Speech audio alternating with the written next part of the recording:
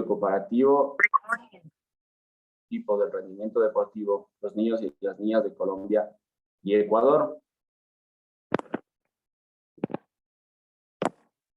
Estimulación cerebelosa en el desarrollo de la coordinación motriz en escolares. Criterios de selección de talentos para el levantamiento olímpico de pesas, una revisión sistemática. Determinación de baremos para la identificación de talentos del atletismo en escuelas rurales, desarrollo de habilidades de listening y speaking del idioma inglés y manejo de estrés laboral en los taxistas de la ciudad de Riobamba, Ecuador.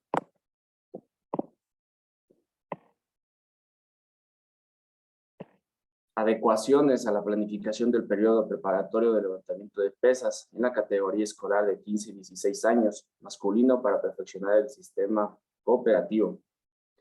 Bioquímica de la marcha atlética, análisis de las presiones plantares durante su desarrollo, revisión actualizada. Eso es en todo lo que podemos decir de nuestro expositor. Así que yo creo que toda nuestra atención queda para el doctor Loaiza, así que los micrófonos son todos suyos, doctor. Buenos días.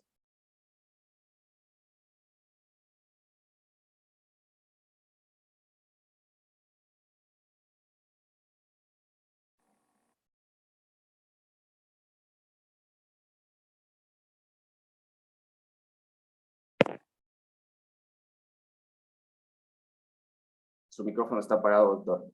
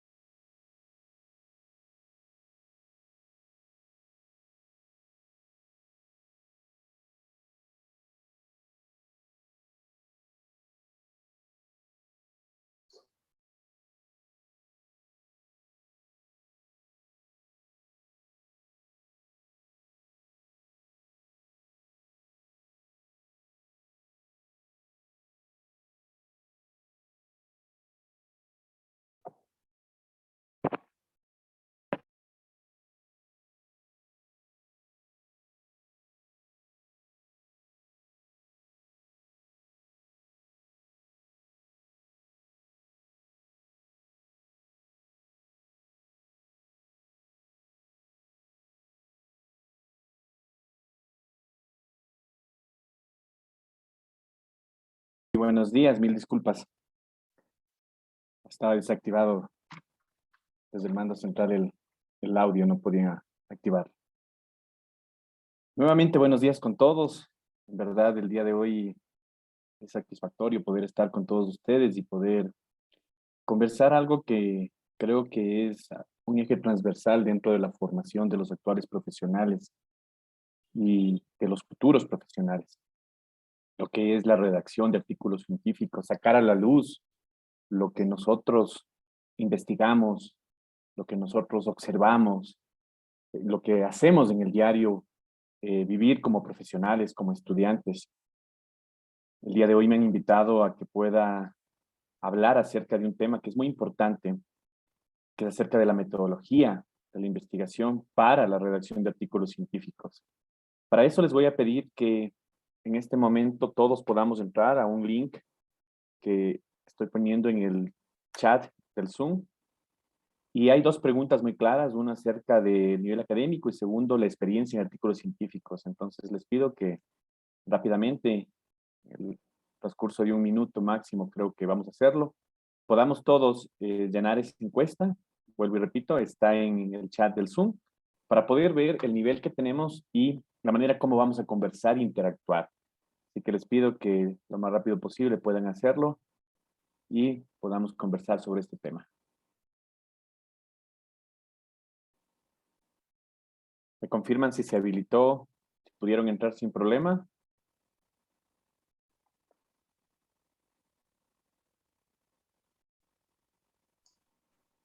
No está habilitado. Buen día. Muy buenos días, no está habilitado. Ya denme un segundo.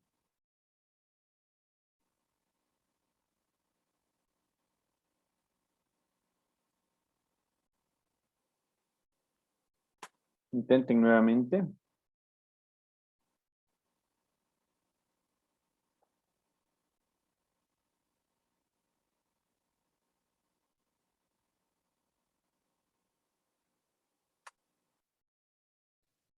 Buenos días. No, no está habilitado, no permite. Ya, denme un segundo.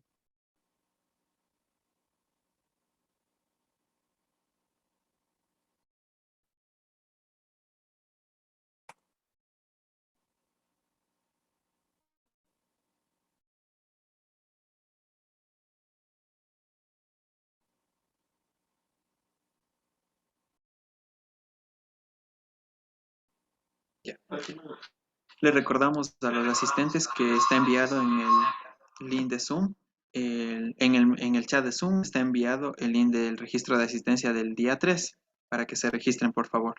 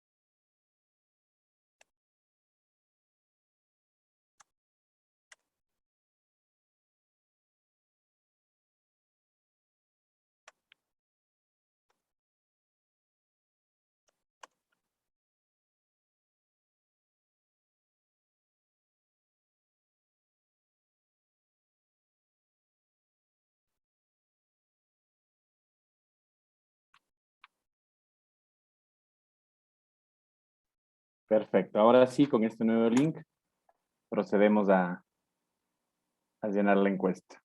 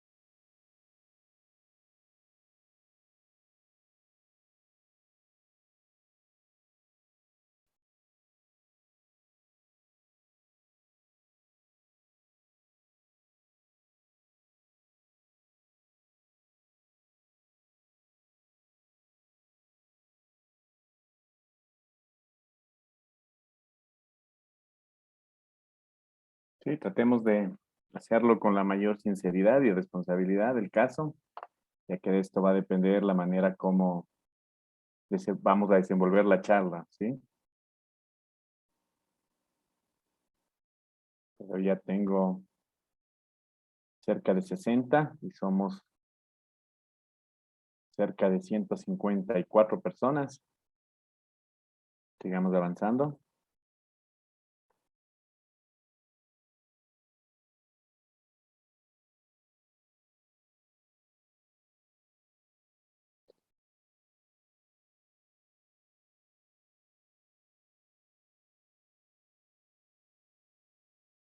¿No?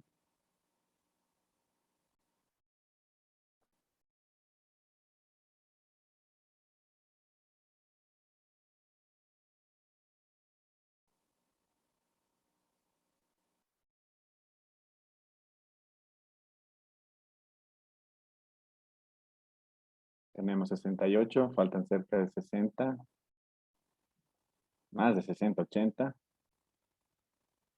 Quedan 45 segundos para poder sacar la estadística, por favor.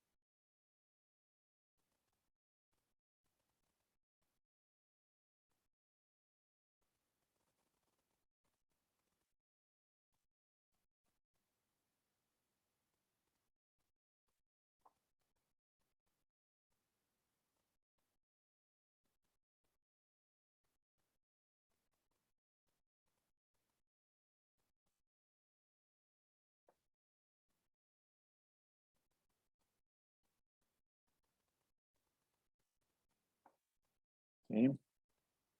Vamos concluyendo la encuesta, por favor.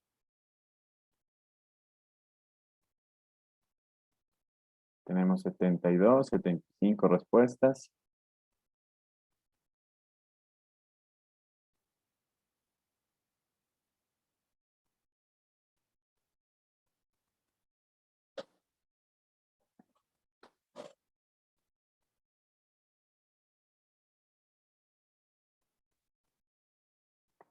¿15 segundos más?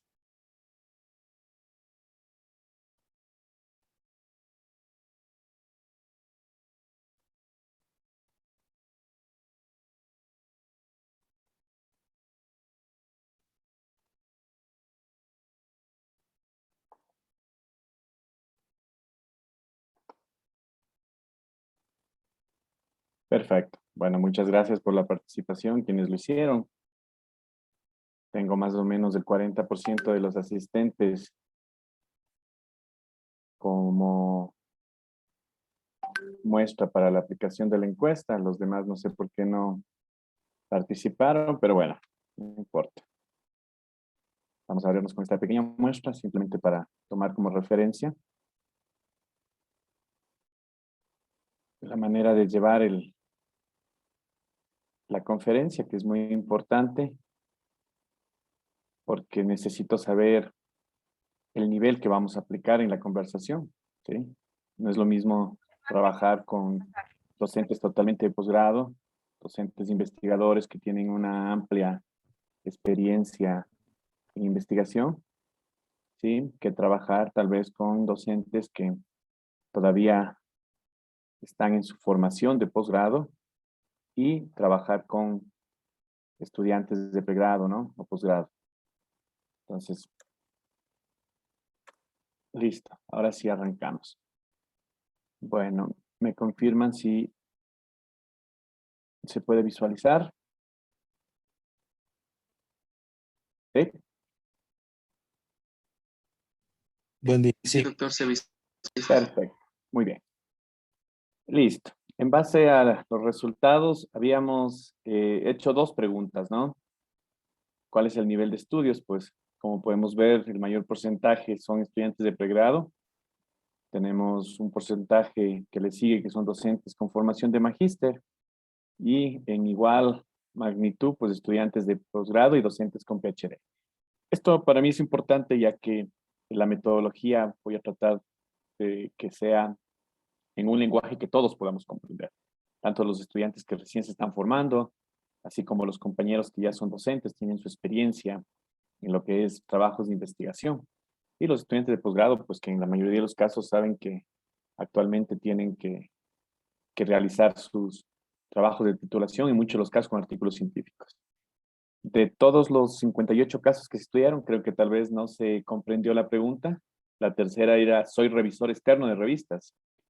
¿sí? Me ponen 38, creo que este es un resultado falso, ya que ser revisor externo de revista significa que tú tienes una amplia experiencia en escritura y en investigación y por eso las revistas te buscan para ser revisor externo, ¿sí? Entonces no era soy lector externo, sino revisor. Entonces asumo que este es un resultado falso tal vez por falta de entendimiento de la pregunta. Pero la mayoría tiene experiencia en lo que son artículos en bases de datos regionales como son Latindex y también tenemos algunos que han escrito en Scopus. Entonces, tenemos un contingente con el que podemos tratar de hablar de manera libre, pero empoderando a nuestros estudiantes de pregrado acerca de lo que es esto, de la metodología de la investigación científica para la escritura de artículos científicos. Como ustedes saben, actualmente una de las metodologías para poder eh, graduar a los estudiantes, sobre todo en posgrado, en la mayoría de las maestrías, es el artículo científico, ¿no? Eso es lo que nosotros estamos utilizando actualmente. La mayoría de universidades han tomado esa acción de poder graduar a los estudiantes a través de artículos científicos.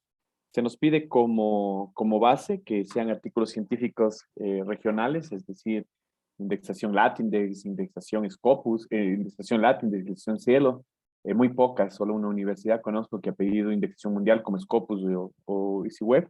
La mayoría se basa en que sean artículos en base de datos regionales, como les digo, de Latindex, de Cielo.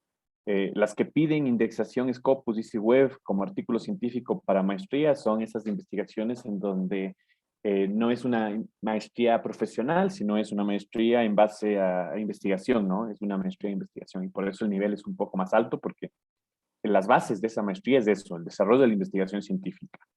Entonces, en base a eso, en pregrado también ya se está tomando la acción. Sé que algunas universidades, como la Escuela Politécnica del Ejército, conversando hace algunos días con uno de sus docentes, hablaba de que también ya en pregrado se les está poniendo como opción de titulación los artículos científicos, ¿sí? Y esto hace y nos da la necesidad de que en la formación de nuestros profesionales, en nuestra área de actividad física y deporte o en cualquier área, tenemos que enseñarles a nuestros estudiantes a investigar. Pero también surge un problema muy importante de que hay muchos docentes que también tienen todavía vacíos en lo que es investigación, en lo que es la metodología de investigación. No todo lo que está escrito está correcto, eso tenemos que tener claro, ¿no? No porque está escrito y está publicado en una revista y está en bases de datos es 100% correcto. En el trayecto como investigadores, en el proyecto de haber publicado algunos artículos científicos, en el proyecto de dictar metodología e investigación, tanto para pregrado como posgrado, nos ha tocado hacer revisiones para poder justificar la parte teórica de las diferentes tesis, de los diferentes trabajos, de los diferentes artículos. Y ahí nos damos cuenta que la falencia principal de los trabajos de investigación es la metodología, es la parte metodológica con la que realizan y publican los artículos. Ustedes saben que actualmente existen muchas revistas depredadoras que lo que les importa es el factor económico y respetan muchos artículos que en muchos de los casos no tienen un buen nivel metodológico de los artículos, no tienen un buen nivel de tratamiento estadístico de los datos que han obtenido y simplemente se volvió un trabajo de sacar provecho de la necesidad de los docentes y de los estudiantes de pregrado para poder graduarse. Entonces, hay esa falencia de la metodología de investigación. Y nosotros debemos entender, ¿no es cierto?, que la metodología de investigación para publicar un artículo científico se va a diferenciar un poco de la metodología de tesis porque es mucho más extensa en la tesis. La metodología que nosotros planteamos es mucho más extensa, tiene muchos componentes para poderlos plantear en la tesis y después llevar a cabo la presentación de esa tesis. En los artículos científicos todo es más corto, ¿sí?, de una metodología. La metodología de investigación tiene algunos factores muy importantes, ¿sí?, que nosotros vamos a ver y vamos a tratar de desglosar en esta charla con ustedes, en donde si hay preguntas, ¿sí? Y son de suma importancia que tal vez bloqueen el entendimiento, lo pueden hacer y en el chat iré revisando de vez en cuando para poder entender esto, ¿no? Entonces, vamos a hablar de la metodología de investigación para artículos científicos, pero sobre todo, ¿qué es el diseño? Este que he cogido como ejemplo, un artículo científico publicado en una revista de alto impacto, Factor Impacto, que lo ubica en un cuartil 3, ¿sí? Una revista muy cotizada en España sobre psicología del deporte. Y cuando vamos a revisar la metodología con la que fue escrito, pues vamos a la zona de métodos, que es donde está esta información. Vemos algo concreto, corto y preciso. Es un estudio de tipo descriptivo transversal y empieza a describir la muestra de estudio y los instrumentos que se utilizaron, ¿sí? Pero para poder entender y llegar a esto, ¿no? Llegar a comprenderlo, la metodología planteada de manera corta como un tipo descriptivo transversal, tenemos que nosotros armar todo el aparataje metodológico para entender de dónde nace la investigación. Sí, no sé si me ayudan con los micrófonos, quien esté a cargo de la investigación, del proceso. Estamos tan metidos con la investigación que todo es proceso de investigación. Perfecto, ayúdenme con los micrófonos para que no haya interrupciones. Entonces, en los artículos nosotros vamos a poner una metodología, vamos a escribir una metodología de manera concreta. ¿Por qué? Porque los artículos, pues, en muchas de las revistas no nos dan más que 4 o 5 páginas para exponer todos los resultados.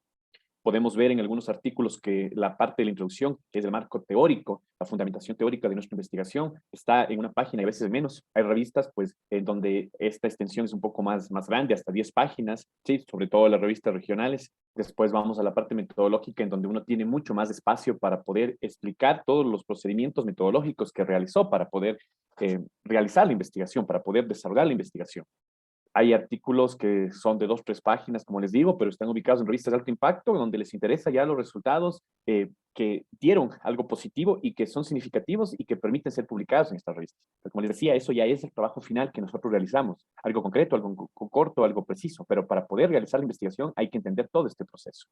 El diseño de investigación que está dentro, ¿sí? de la metodología de investigación. Vamos a hablar que la metodología, que en la mayoría de los artículos científicos que ustedes puedan leer o puedan haber escrito o puedan investigar de aquí en adelante, siempre van a tener en su introducción de la parte metodológica, pues el diseño que fue utilizado, los participantes o en relación a la población y muestra de estudio, los instrumentos que se utilizaron, ¿sí? En muchos de los casos el procedimiento también se lo coloca y se termina con el tratamiento estadístico de los datos. Entonces, estos son los componentes de la parte metodológica, ¿sí? Que uno presenta en un estudio. Como les digo, en muchos de los casos reducido, en otros casos un poco más amplio, pero en el borrador, cuando uno va realizando una investigación, tiene toda esta información que le permite, sobre todo, hacer un trabajo bien, ¿sí? Que es lo que buscamos.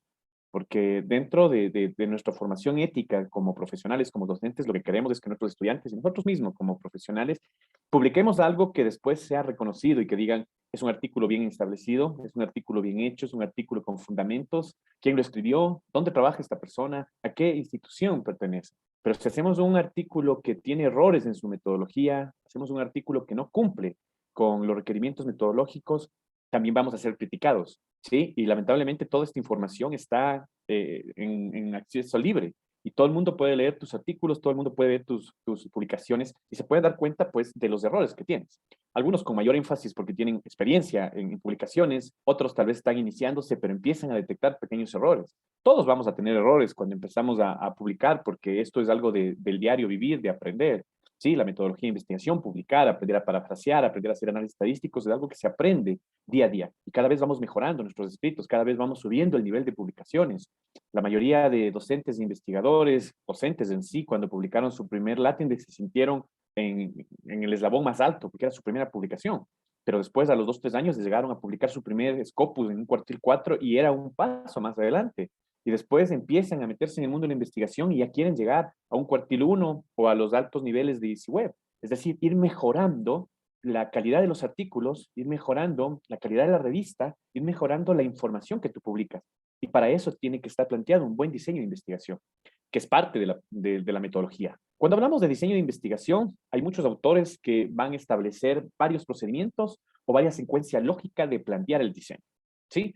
A lo largo de la experiencia como docente, como investigador, como se puede decir tutor y una persona que ha tratado de realizar investigación, definido que el diseño de investigación es mucho más concreto cuando uno estudia estos 4 componentes, que son muy importantes. El enfoque de investigación, el tipo de investigación, el corte de la investigación y el método que se utilizó, tanto para resolver la parte teórica del estudio, la parte práctica, que es la construcción de nuevo conocimiento y la manera como redacta las conclusiones que van a ser el producto final, ¿sí? De tu estudio. Si nosotros tomamos esta secuencia, pues va a ser mucho más fácil entender lo que es un diseño de investigación. nosotros vemos en muchos artículos científicos, pues cuando hablamos del diseño de investigación, es un estudio no experimental, descriptivo. Pero cuando un estudiante empieza a leer estos artículos, empieza a introducirse en el mundo de la investigación, de la publicación, de leer artículos científicos, que eso es un hábito que hay que desarrollarlo. En la experiencia he tratado de que mis estudiantes cojan ese hábito de poder leer artículos científicos en muchos de los cursos, en varias especialidades, no solo en actividad física y deporte, sino también tuve la oportunidad de trabajar con odontología, con enfermería, con algunas ciencias, llevando lo que es metodología de investigación, porque la metodología es universal. Lo único que cambia son los objetos de estudio y tal vez los métodos que en unas ciencias son diferentes de otras, pero la metodología es la misma. Entonces, que ha podido tener esa oportunidad de trabajar con algunas ciencias, me he dado cuenta de que el hábito de leer no existe en nuestros estudiantes. Entonces, se ha puesto como tarea, ¿sí?, durante todo el semestre, de por lo menos leer un artículo científico de manera semanal, es decir, un artículo científico a la semana y tratar de sacar un resumen cada semana de lo comprendido. Y entonces esta investigación nos ha dado que los estudiantes semana a semana vayan incrementando su argumentación y su manera de redactar ese resumen del artículo leído.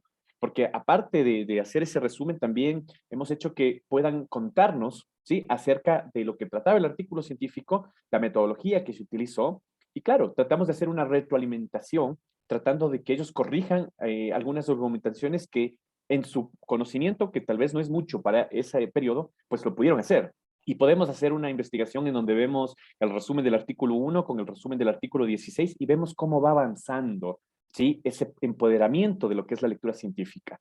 Y es muy importante porque eso les permite ya a los estudiantes poder leer artículos científicos, entender las metodologías, saber dónde buscarlos, ¿sí? Porque antes de mandarles esta tarea tenemos que enseñarles dónde buscar artículos científicos, qué artículos científicos son depredadores o se encuentran en revistas depredadoras, cuáles son las bases de datos a nivel regional, las bases de datos a nivel mundial, cómo identificar un artículo, si es el caso de que son artículos que son pagados, cómo llegar a esos artículos y todas estas metodologías, todas estas acciones que el estudiante debe saber.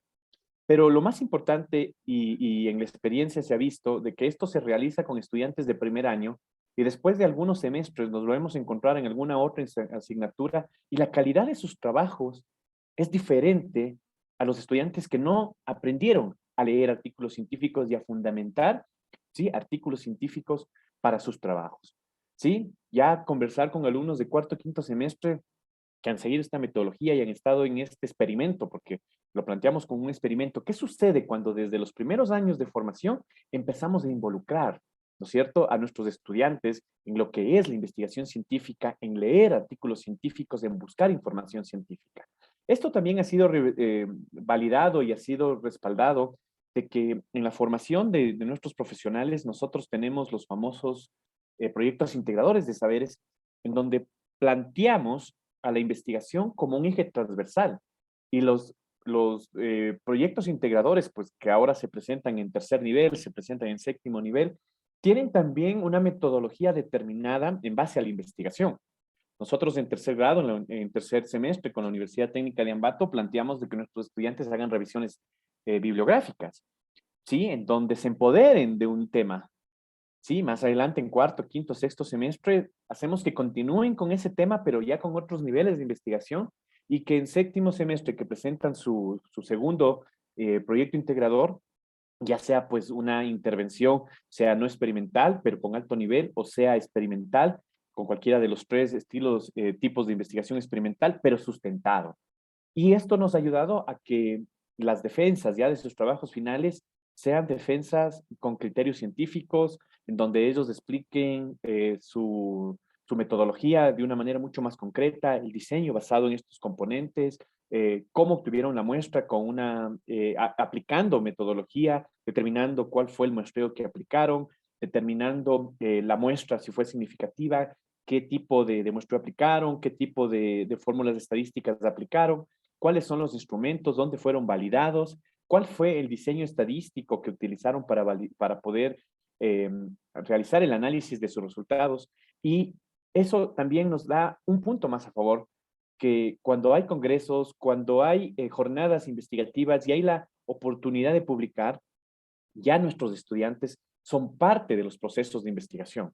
como experiencia les puedo decir que en la Universidad Técnica de Ambato, la que represento, tuvimos un congreso hace un mes y en la primera corte de profesionales graduados en Pedagogía de la Actividad Física que tuvimos en el semestre pasado, tuvimos cerca de 46 trabajos de tesis.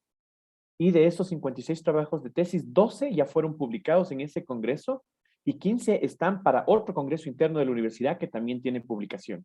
Entonces, cuando un trabajo se lo hace, no solo direccionado a que va a ser una publicación, sino se lo hace desde el vientre de la investigación, se lo hace de manera correcta, es mucho más fácil coger y poderlo transportar a una publicación científica y, ¿por qué no?, hasta discutir con los estudiantes. Y a veces ellos te dicen, pero ¿por qué no vamos a publicar mejor en una revista que esté indexada en Scopus?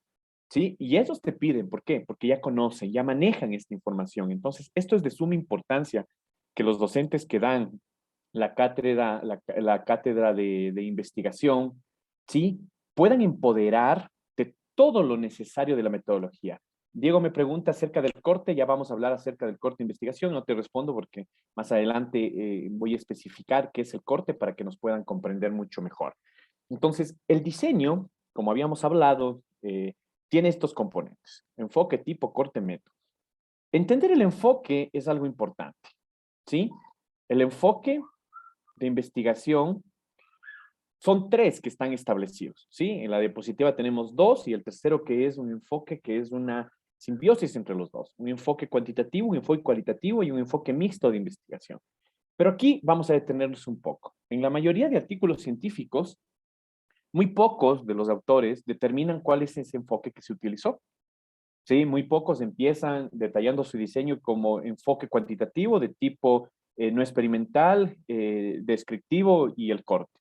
¿Sí? Muy pocos obvian determinar de que tenemos que hablar sobre el enfoque.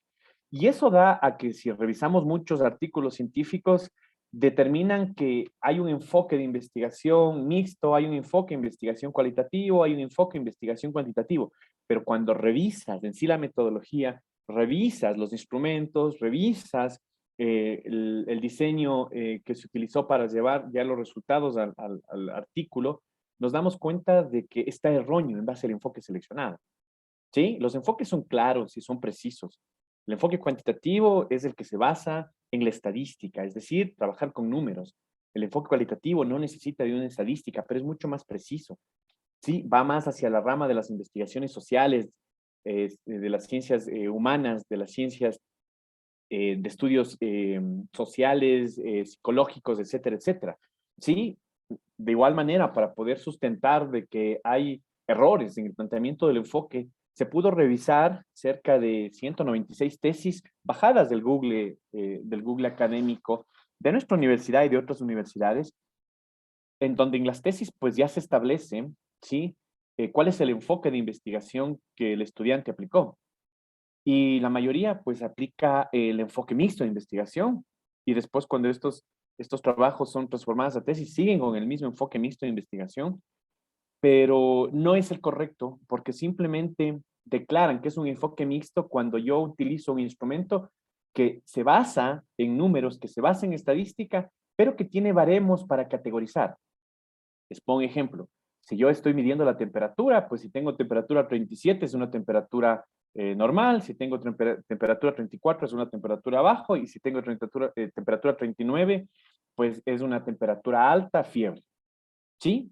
Las categorías son estas, ¿no? Baja, normal y fiebre. Pero esas categorías tuvieron que nacer de números, es decir, de valores numéricos. Y por eso ya se declara que el enfoque de investigación es mixto.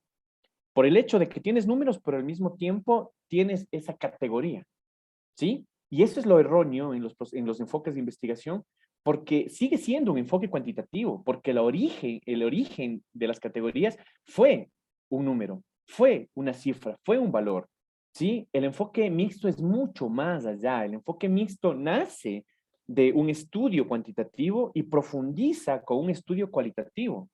El enfoque cualitativo trata de llegar a comprender el pensamiento del ser humano a través del raciocinio del investigador.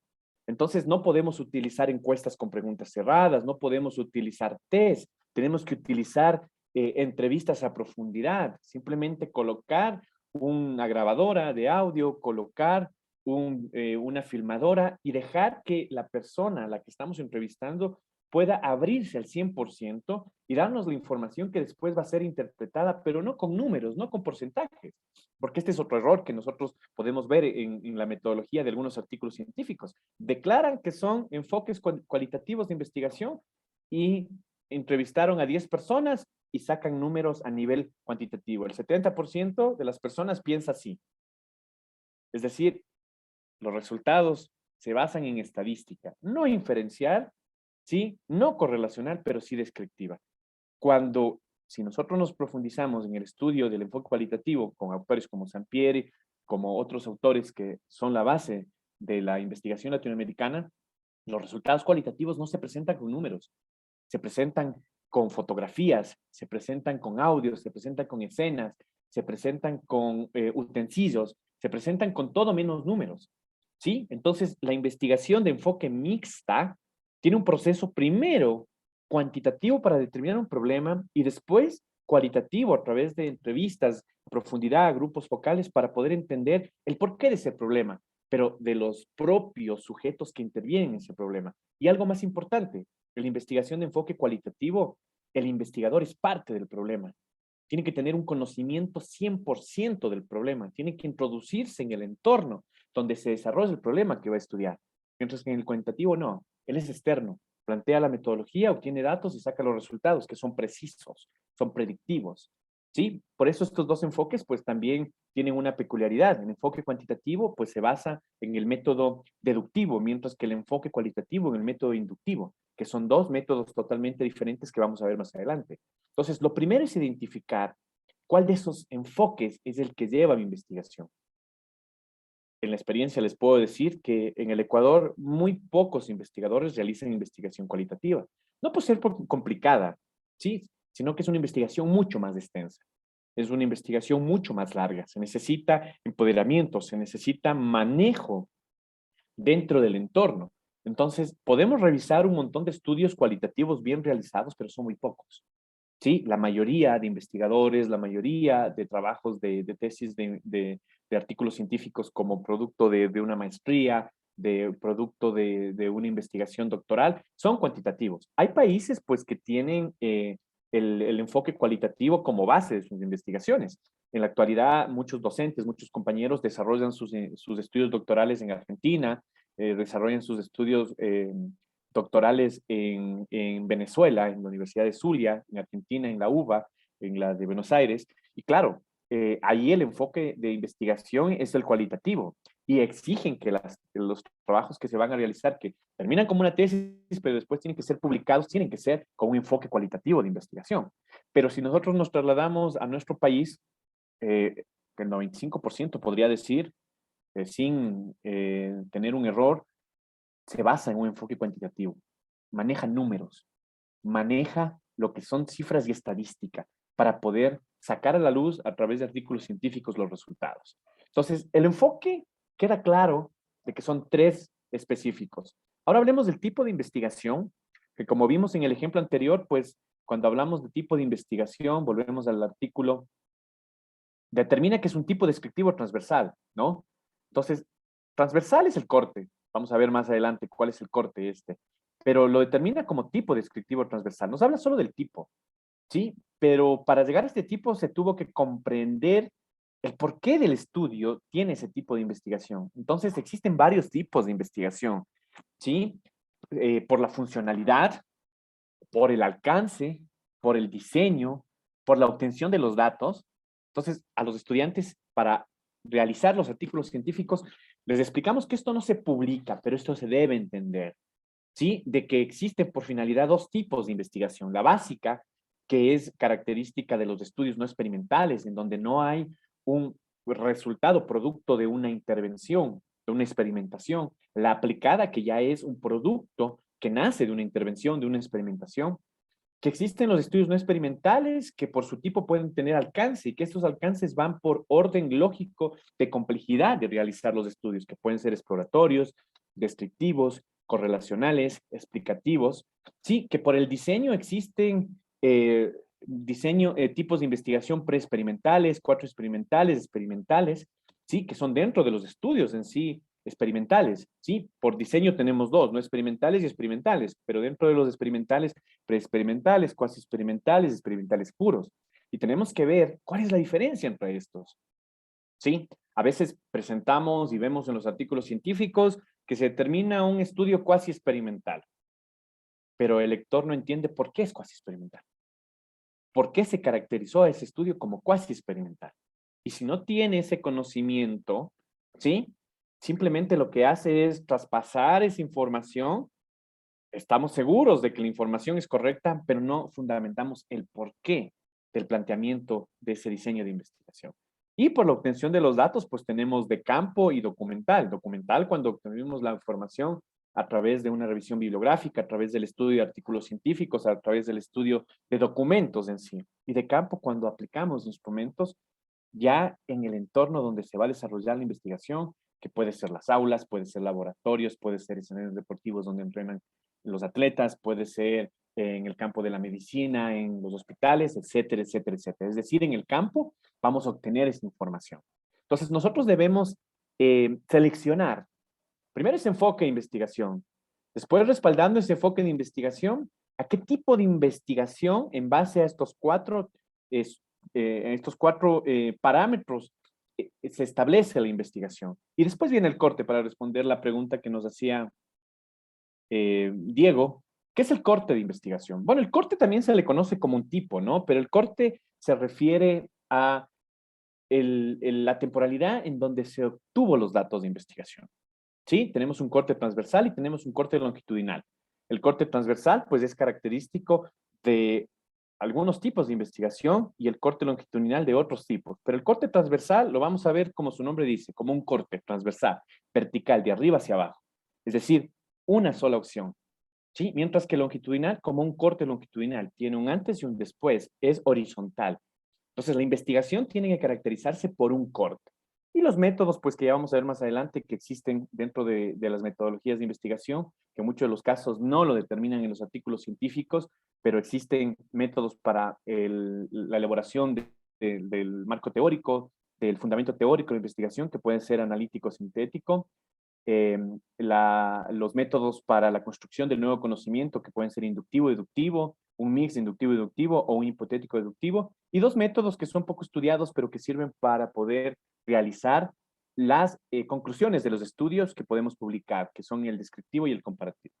Ahora, en base a la experiencia que se ha podido tener para enseñar metodología de investigación hacia publicaciones y sobre todo para entender el diseño metodológico, me ha permitido crear este cuadro referencial que, si lo entendemos por la lógica de avance del diseño, va a ser mucho más fácil, ¿sí? Entonces, como pueden ver en la primera columna tenemos lo que es el enfoque. Están los dos enfoques de investigación, ¿sí? El cuantitativo y el cualitativo. No les pongo el enfoque mixto porque les dije que el enfoque mixto, más que una mezcla de los dos, es una secuencia de un planteamiento cuantitativo y después a posterior un cualitativo. No se puede realizar al mismo tiempo un enfoque cuantitativo y cualitativo porque el enfoque cualitativo va a nacer de lo que vas a tener como base del cuantitativo. Entonces, es erróneo decir que tenemos un mix entre los dos que nos presenta al mismo tiempo un estudio. Los estudios mixtos se caracterizan por esas dos etapas, la etapa cuantitativa y a posterior la cualitativa. Sí, y esto está determinado y está formado en base a características muy importantes de este tipo de estudios. Sí, hazme un favor, voy a cerrar la ventana porque se está escuchando y hay un poco de interferencia.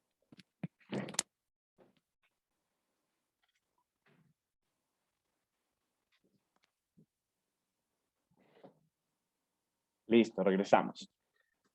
Entonces, cuando ya definimos ese enfoque, pues siguiendo esta tabla secuencial, es mucho más fácil poder definir el tipo de investigación.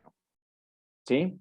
Si es un estudio de enfoque cuantitativo y por finalidad nosotros determinamos que es básica, tenemos que entender que es un estudio por diseño no experimental. No existen diseños por finalidad básica experimentales.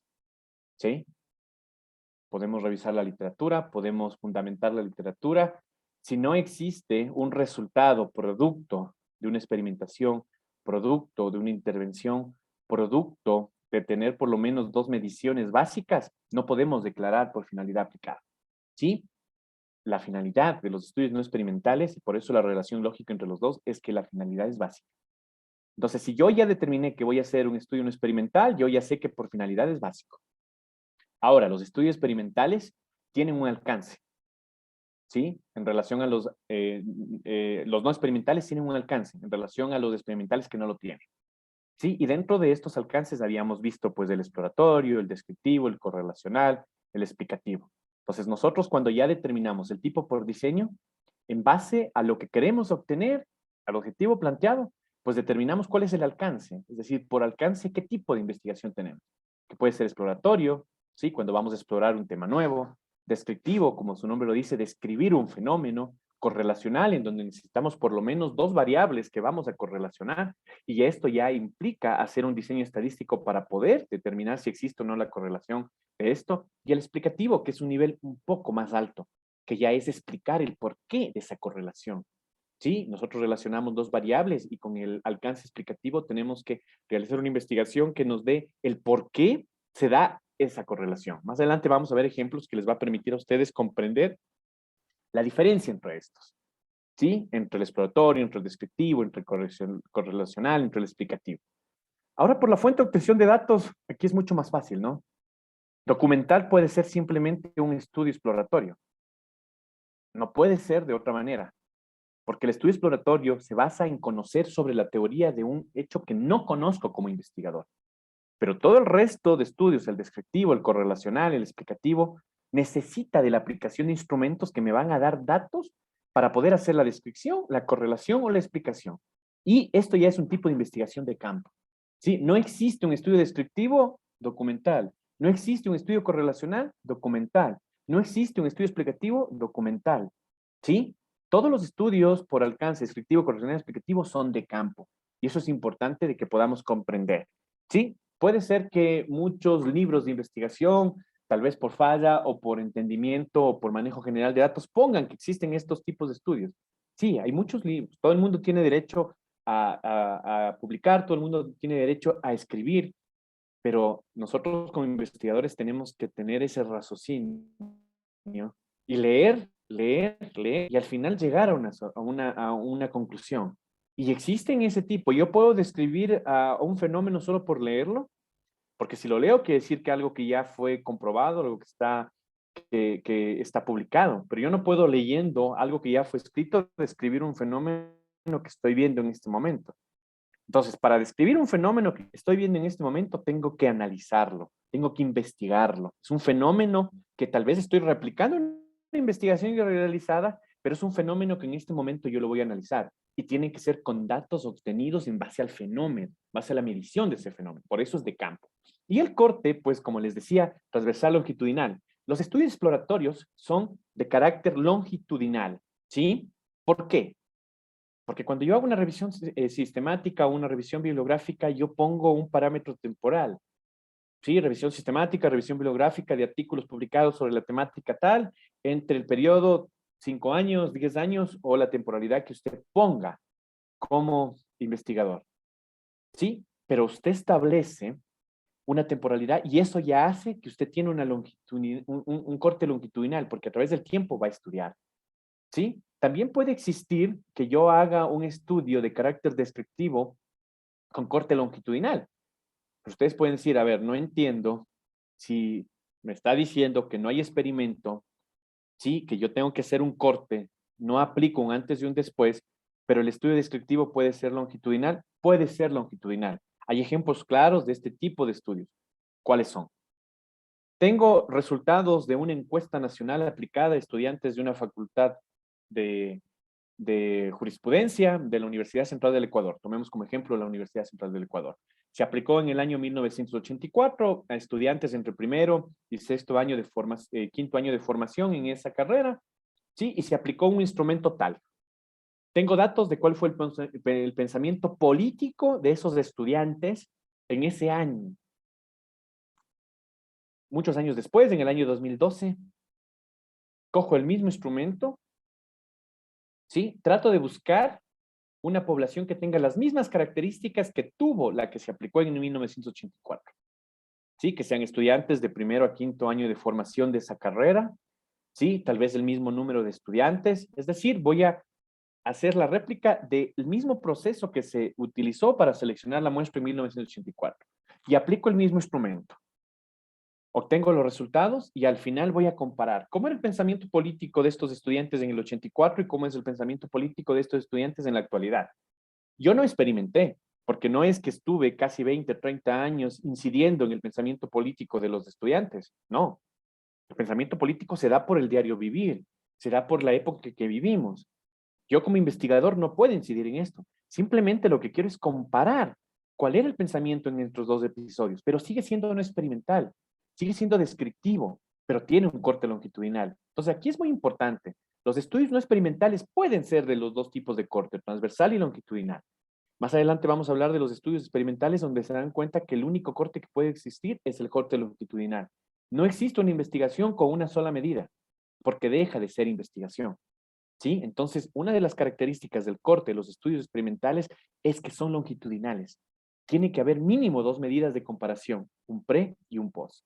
Ahora, veamos pues la línea de los estudios experimentales. Pero antes de eso, siguiendo la lógica del cuadro, se pueden dar cuenta lo fácil que es establecer el diseño. ¿Sí? Si tengo un enfoque cuantitativo por finalidad básico, sé que es no experimental. Si voy a realizar una revisión bibliográfica, por alcance sé que es exploratorio, por fuente de datos es documental y por el corte es longitudinal. Si voy a describir un fenómeno, sigo la misma línea, cuantitativo, básico, no experimental, descriptivo, y ahí tengo que ver. Si es una descripción de un solo tiempo, pues va a ser transversal, y si es una descripción de dos tiempos, ¿sí? A lo largo de un periodo, longitudinal. Los estudios correlacionales, enfoque cuantitativo, por su finalidad básica, por diseño no experimental, es correlacional, ¿sí? De campo y es transversal, ¿sí? Porque va a ser muy difícil que yo pueda hacer una comparación de las correlaciones entre dos variables. Puede ser que me plantee como investigador, pero no he visto ejemplos de ese tipo de investigación que se coja una correlación y a lo largo del tiempo se pueda ver cómo han cambiado o si existe o no a través del tiempo o sigue prevaleciendo la correlación que se terminó. Y el explicativo lo mismo. Ahora sí, vamos con los experimentales. El enfoque pues va a ser, como establecimos, cuantitativo, por la finalidad, por ser experimental ya es aplicada, y ahí vienen pues los tres tipos, el cuasi experimental, experimental, y el pre-experimental y el experimental puro. Por alcance no existe, sí, una tipología de investigación por alcance para los estudios experimentales.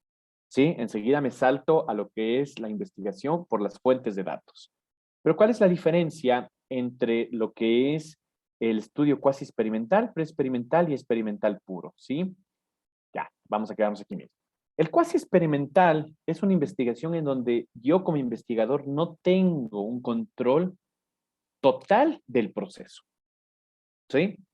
¿A qué me refiero con eso? Es decir, que puede ser en la aplicación del instrumento o puede ser en la selección de la muestra. Yo no tengo ese control total de la investigación. Entonces, cuando yo voy a realizar una investigación en donde no pude aplicar un método de selección de muestra de manera aleatoria, es decir, ya tengo una muestra que fue predeterminada, una muestra que fue por conveniencia o una muestra que fue ya por una selección a través de criterios y que no pude aplicar un modelo aleatorio. ¿Qué significa un modelo aleatorio? Que yo puedo escoger en base a que todos los miembros de la población pueden ser parte de ese estudio. Eso será aleatorio. Es decir, tengo 350 como población y para el estudio necesito 60 en base a la aplicación de varios métodos estadísticos para selección de muestra y yo aleatoriamente escojo. Si yo no puedo hacer eso, y ya tengo una condición para la selección de la muestra, y los muestreos se llaman muestreos no probabilísticos, y vamos a ver cuáles son los tipos más adelante, pues ya tengo, ¿sí? Un parámetro que determina que mi investigación es cuasi experimental. Y el segundo punto es también el instrumento que voy a utilizar para obtener los datos, ¿sí? Hay instrumentos de investigación cuantitativos en donde los datos son 100% verídicos, yo los obtengo y no tengo ningún problema el momento de ir a realizar el estudio estadístico y no tengo ningún problema el momento de sacar las conclusiones. Puedo generalizar sin ningún problema. Pero si yo estoy realizando una investigación en las ciencias sociales, en las ciencias psicológicas, en las ciencias humanas, en donde frecuentemente nosotros utilizamos encuestas, ¿sí? Como técnica y cuestionarios como instrumento, ¿sí? Y en estos cuestionarios, pues las opciones de respuesta son una escala de Likert que va desde satisfecho hasta no satisfecho. Y nosotros dependemos de qué? De la responsabilidad, ¿sí? Veracidad que nos da la persona que llenó esa encuesta. Entonces, en muchos de los casos es percepción y en muchos de los casos también depende de la manera como la persona en ese momento se siente, ¿sí? Es decir, el estado anímico de la persona en el momento de realizar la encuesta. ¿Les ha pasado que a veces nos mandan encuestas entre nosotros, entre investigadores, eh, estamos haciendo una investigación y solicitamos que a nuestros estudiantes hagamos encuestas y en muchos de los casos, por la premura del tiempo, les decimos, por favor, tienen 2, 3 minutos para resolver la encuesta y enviarla, ¿sí? Si son datos precisos como la que les hice, en qué nivel de estudios tengo, pues sí, va a ser fácil poner si estoy en pregrado o estoy en posgrado. Sí, pero en muchos de los casos, cuando es una sensación y tú tienes una escala de 5, en muchos de los casos las personas dicen 5, 5, 5, 5, o en muchos de los casos 1, 1, 1, 1. A veces ni leen las respuestas, las preguntas, y las respuestas simplemente las ponen al azar. Entonces, yo no tengo el control de esas respuestas. Sí, voy a tener respuestas, voy a sacar estadística, voy a poder sacar resultados, pero tengo que tener en cuenta de que puede haber, sí, un error en los resultados producto de que fue aplicado un instrumento de este tipo. Es por eso que en la psicología, los profesionales de la psicología no solo te aplican un instrumento para determinar cuál es tu estado emocional, ¿sí? Si no te aplican el instrumento, obtienen una cierta cantidad de datos por el instrumento y después se hacen una entrevista con la persona. Y ahí pueden verificar si en verdad el resultado de la aplicación del instrumento fue verídico o no. ¿Sí?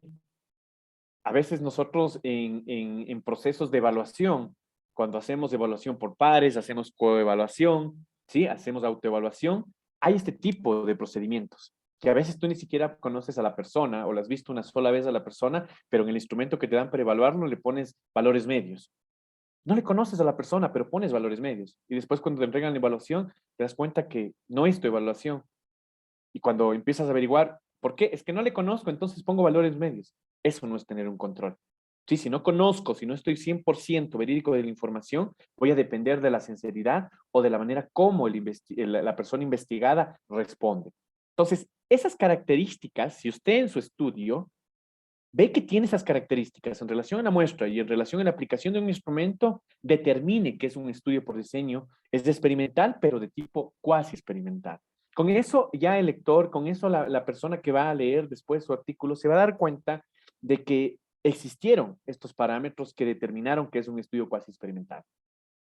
Ahora, si estamos hablando de los estudios preexperimentales, ¿sí? Se utiliza como un preexperimento puro.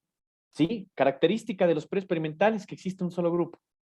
¿Sí? No existen dos grupos como vamos a ver en el experimental puro. Existe un solo grupo que es el experimental.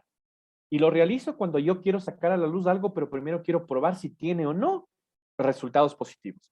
¿Sí? Como investigador en las ciencias de la actividad física y deporte, estoy implementando un nuevo sistema para poder mejorar el nivel de actividad física en los estudiantes. Perfecto.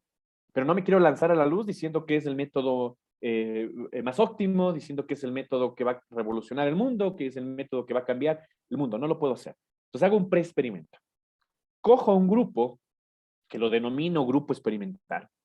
Aplico, intervengo con esta metodología y si los resultados son positivos, porque también hay un pre y un post, si los resultados son positivos, voy al siguiente paso, que es realizar una investigación experimental pura, en donde ya voy a tener mi grupo experimental o un nuevo grupo experimental que voy a aplicar esta metodología planteada por mí como investigador y con un grupo de control que va a tener una metodología que busque el mismo objetivo, pero que tenga otra base teórica o otra base, ¿sí? De procedimiento.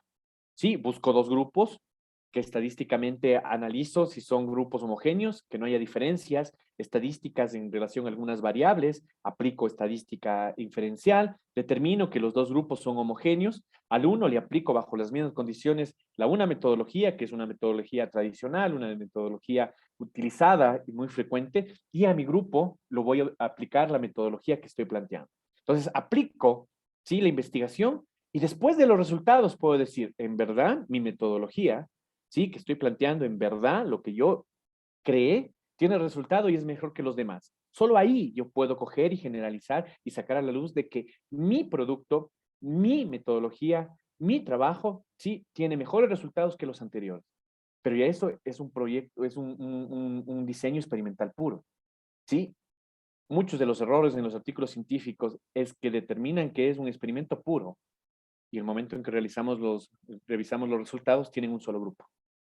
¿Sí? Entonces, esto hay que tener en cuenta. Si usted el momento en que está planteando tiene un solo grupo, determine que es preexperimental y el lector va a saber que se hizo un experimento con un grupo, pero todavía no se puede generalizar de que lo que usted planteó puede ser superior a lo ya existente. ¿Sí?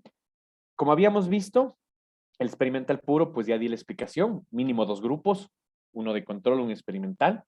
Entonces, la diferencia entre los 3 experimentales es clara. Cuasi experimental no tengo el control, preexperimental un grupo antes de un experimento puro y experimental puro mínimo 2 grupos que necesito para realizar la investigación. Por el alcance no aplica, sí, entonces paso al siguiente que es la fuente de obtención de datos que es netamente de campo. Y el corte que es longitudinal, porque mínimo, sea cuasi, sea pre o sea experimental, mínimo necesito 2 medidas, un pre y un post. En estudios largos, pues se hace muchas más medidas. Nosotros estamos desarrollando un proyecto de investigación en la Universidad Técnica de Ambato que ya lleva 2 años. Y durante esos 2 años, pues nosotros tenemos medidas cada 2 meses. Entonces vamos haciendo un análisis de cómo va avanzando y si hay variaciones entre estos periodos. Sí, pero lo mínimo que necesita son un pre y un post. Entonces ustedes determinan, analizan el carácter que van a obtener la investigación, analizan el grupo que tienen, si es uno, si es dos, analizan si es el control o no a través de los instrumentos y directamente determinan cuantitativo aplicado, cuasi experimental, de campo o longitudinal.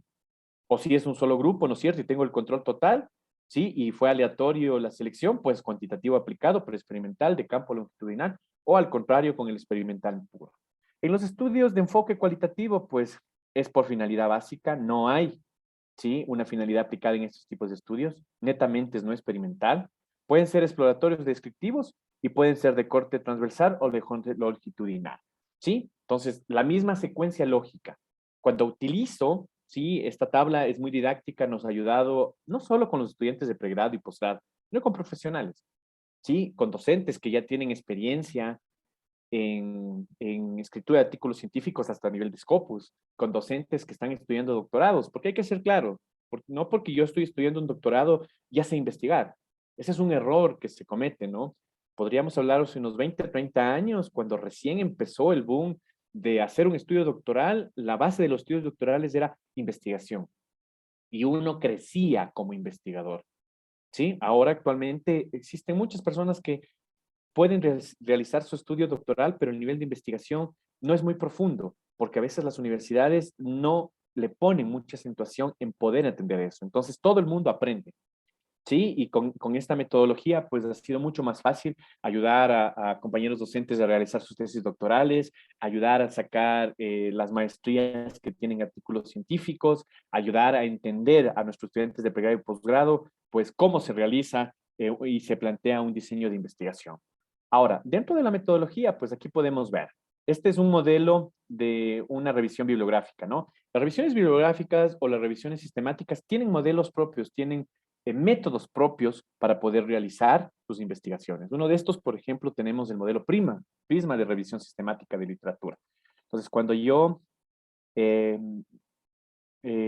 una pregunta, Diego, ¿es necesario tener un grado académico para investigar? No, no es necesario. Yo hice recalco de que a veces tenemos el grado académico que puede ser PhD, pero todavía tenemos falencias en investigación. ¿Sí? No hace falta tener un grado académico para poder investigar. Yo tengo estudiantes de pregrado que se graduaron el semestre pasado y ya tenían 3 artículos publicados. y eran estudiantes de pregrado. Simplemente en tercer semestre se les dio investigación, les gustó y empezaron a desarrollar. Sí, pidieron ayuda a los docentes, empezaron a trabajar, realizaron sus investigaciones y se graduaron con una tesis y ya 3 artículos publicados. Sí, es simplemente el hecho de querer hacerlo, de querer aprender y hacerlo bien. Sí, entonces no necesitas un grado académico para poder publicar o investigar. Necesitas conocimiento y necesitas querer hacerlo. Como les decía, las revisiones sistemáticas o revisiones bibliográficas pues tienen modelos propios para poder realizar estos procesos de investigaciones. Uno de estos es el modelo Prisma, que es característico de las revisiones sistemáticas de literatura, en donde ya existen modelos establecidos que yo como investigador debo seguir paso a paso. Por ejemplo, en el modelo de Prisma tenemos que determinar una fase de inclusión, una fase de elegibilidad, una fase de detección, una fase de identificación, de arriba hacia abajo, ¿no es cierto? Miren cómo empezó el estudio, con 35 artículos en la fase de identificación, ¿sí? Por un lado, utilizando ciertos parámetros y por otro lado, 77 utilizando otros parámetros. ¿Sí? En la fase de decisión, tú tienes que ir haciendo una simplificación hasta llegar a la fase de inclusión en donde solo seleccionas 11 artículos para realizar esa revisión, ese análisis del tema que estás estudiando. Entonces, es mucho más fácil porque ya tienes un reglón a seguir. ¿Sí? Son buenos los artículos de revisión, muchos les quitan y les dan un prestigio negativo de que solamente es revisar lo existente. Revisar lo existente es difícil cuando no tienes un criterio para revisarlo. Existen artículos de revisión sistemática muy altos publicados en artículos con cuartil 1, ¿sí? Y que han sido el cambio de muchas cosas en nuestra sociedad. Con el COVID se han realizado muchas revisiones sistemáticas de los artículos publicados en los últimos años acerca de la aplicación de ciertas vacunas o acerca de la aplicación de ciertas metodologías o sistemas contra el COVID. Y esas revisiones sistemáticas han ayudado a que los médicos, a que los investigadores planteen nuevas formas para contrarrestar esta enfermedad. ¿Productos de qué? De revisiones bibliográficas, de revisiones sistemáticas. Entonces, no le quitemos el valor a este tipo de investigaciones. Los grupos, los estudios experimentales, miren, aquí hay un ejemplo. En la mayoría de diapositivas pueden ver el código QR para que puedan después simplemente ir al estudio, bajarlo y entenderlo mejor. Pero así son de complicados al inicio, pero después cuando entiendes, se hace mucho más fácil entender cómo se plantean pues, los estudios experimentales. ¿Sí? Cuando yo tengo cuando tengo dos grupos, pero tengo algunas etapas de medición, ¿sí? El modelo más fácil sería 2 grupos, un antes y un después. Después tengo modelos experimentales en donde puedo tener 2 grupos, pero tengo algunas intervenciones, ¿sí? Tengo estudios experimentales en donde están más de 2 grupos, como es el ejemplo de aquí, que tengo 4 grupos, mido un antes y un después, pero con diferentes metodologías. ¿Sí? O estudios en donde tengo que hacer intervenciones, tengo que ir haciendo diferentes procesos para llegar a obtener una conclusión final. Entonces, ¿son los más complicados? Sí. Los estudios experimentales, pues nosotros los dejamos sobre todo para quienes ya tienen un empoderamiento en investigación, ¿sí? En la experiencia en artículos científicos de estudios experimentales, muy pocos lo hacen todavía en pregrado y en posgrado, muy pocos investigadores, ¿sí? Ya con docencia y todo, pues han realizado estudios experimentales netamente, ¿sí? Por la complejidad no solo en el planteamiento de la metodología, sino en la complejidad tal vez del factor económico, de que se necesita más recursos. Ustedes saben que para hacer investigaciones nosotros en nuestro país se nos designa muy poco de estudio, muy poco para estos estudios. Nosotros tenemos proyectos de investigación que nos dan $10,000 al año y tenemos que $10,000 dividirlos en las publicaciones, en los congresos que tenemos que intervenir, que son parte de los resultados que hay que presentar al final del diseño.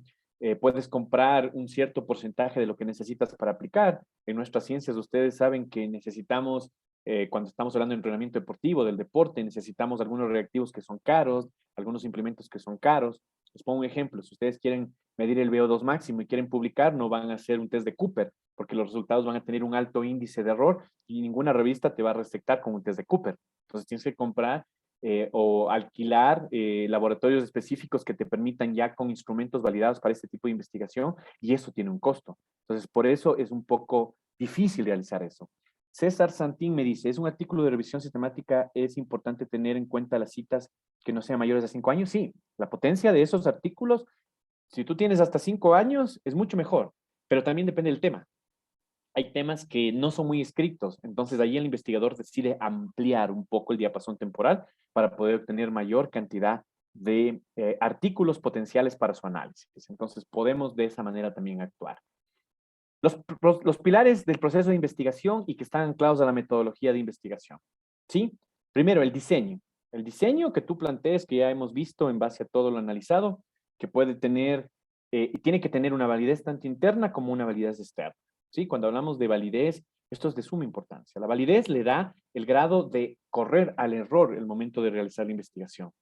¿Sí? La validez lo podemos ver por el instrumento que vamos a utilizar, ¿sí? Por las condiciones en las que vamos a aplicar la investigación, por el fundamento teórico que podemos nosotros establecer como base de la investigación, etcétera, etcétera. Entonces, siempre tenemos que analizar el investigador o el grupo de investigadores si el diseño planteado puede entrar en este error que puede existir y tratar de definir de que la validez sea óptima para que el resultado cuando sea publicado no tenga discusión. Va a haber discusión, pero tenemos que tratar de nosotros correr esa discusión, de que hay actores que digan no está bien planteado, no hubo validez o no se tomaron en cuenta esas acciones y entra una crítica súper alta, ¿no? Entonces tenemos que tratar de que si ya publicamos algo, tratar de que sea lo mejor posible para no entrar en estos procesos. También algo muy importante, pues la medida, ¿sí? Que nos da la validez del constructo. Es decir, la escala que vamos a utilizar, los datos, los resultados según los diferentes instrumentos que aplicamos, instrumentos que tienen que ser validados, ¿sí? A veces vemos artículos publicados en Latindex que determinan que utilizaron un cuestionario construido por el grupo de investigación, pero el momento en que leemos no vemos en ningún momento si fue validado estadísticamente o no, no vemos en ningún momento si este artículo si este cuestionario fue validado por criterio de expertos. Simplemente el grupo de investigación creó el cuestionario y lo aplicó y sale a la publicación. Pero yo como investigador leo ese artículo y no puedo tener 100% confiabilidad de que el cuestionario en verdad me da los resultados que quiero. Entonces, uno está en la obligación de cuando hace una construcción de un instrumento, pasar por estos procesos de investigación, de procesos de validación, tanto a nivel estadístico, sí, aplicando una prueba fácil de alfa de Combras, o también con el proceso de validación de expertos, que es muy importante, y estos expertos tienen que cumplir con ciertas características para ser considerados expertos. Sí, o si no, buscar un instrumento validado y que haya sido, y si encuentras que haya sido validado y se lo haya aplicado ya en tu país, en el entorno en que vas a realizar, mucho mejor, porque esto ya le da una validez de que el instrumento va a ser confiable. Y el análisis. Sí, puedes hacer una investigación donde tienes una gran cantidad de análisis, de datos, productos del análisis, utilizaste los mejores reactivos, utilizaste una infinidad de instrumentos validados y todo, pero el momento en que lees el análisis estadístico que se aplicó, te das cuenta de que el análisis fue tan bajo en calidad que no resalta lo que tú quieres, ¿sí? Explicar en las conclusiones y que no le dio ese nivel que tú tenías con la gran cantidad de datos. Entonces, la conclusión estadística, el diseño estadístico que apliques es muy importante en este tipo de investigaciones. ¿A qué me refiero con esto? De igual manera, revisando artículos y revisando tesis de investigación, cerca de 200 y algo tesis y cerca de 35 artículos se cogieron y se analizaron cuáles fueron los diseños estadísticos más utilizados. Y un gran porcentaje, cerca del 80%, determina o la T-Student o el cheat cuadrado. ¿Sí? Y ves que es una tendencia.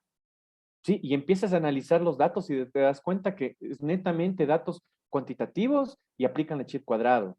¿Sí? O determinan que hicieron una prueba de normalidad en donde los datos fueron anormales y determinan que utilizaron una test student. Entonces, ya la persona que recepta tu artículo y ve tu artículo se da cuenta que la parte estadística no está bien, no es correcta y puede rechazar el artículo. O el lector que sabe algo de estadística se va a dar cuenta de que los resultados no son confiables.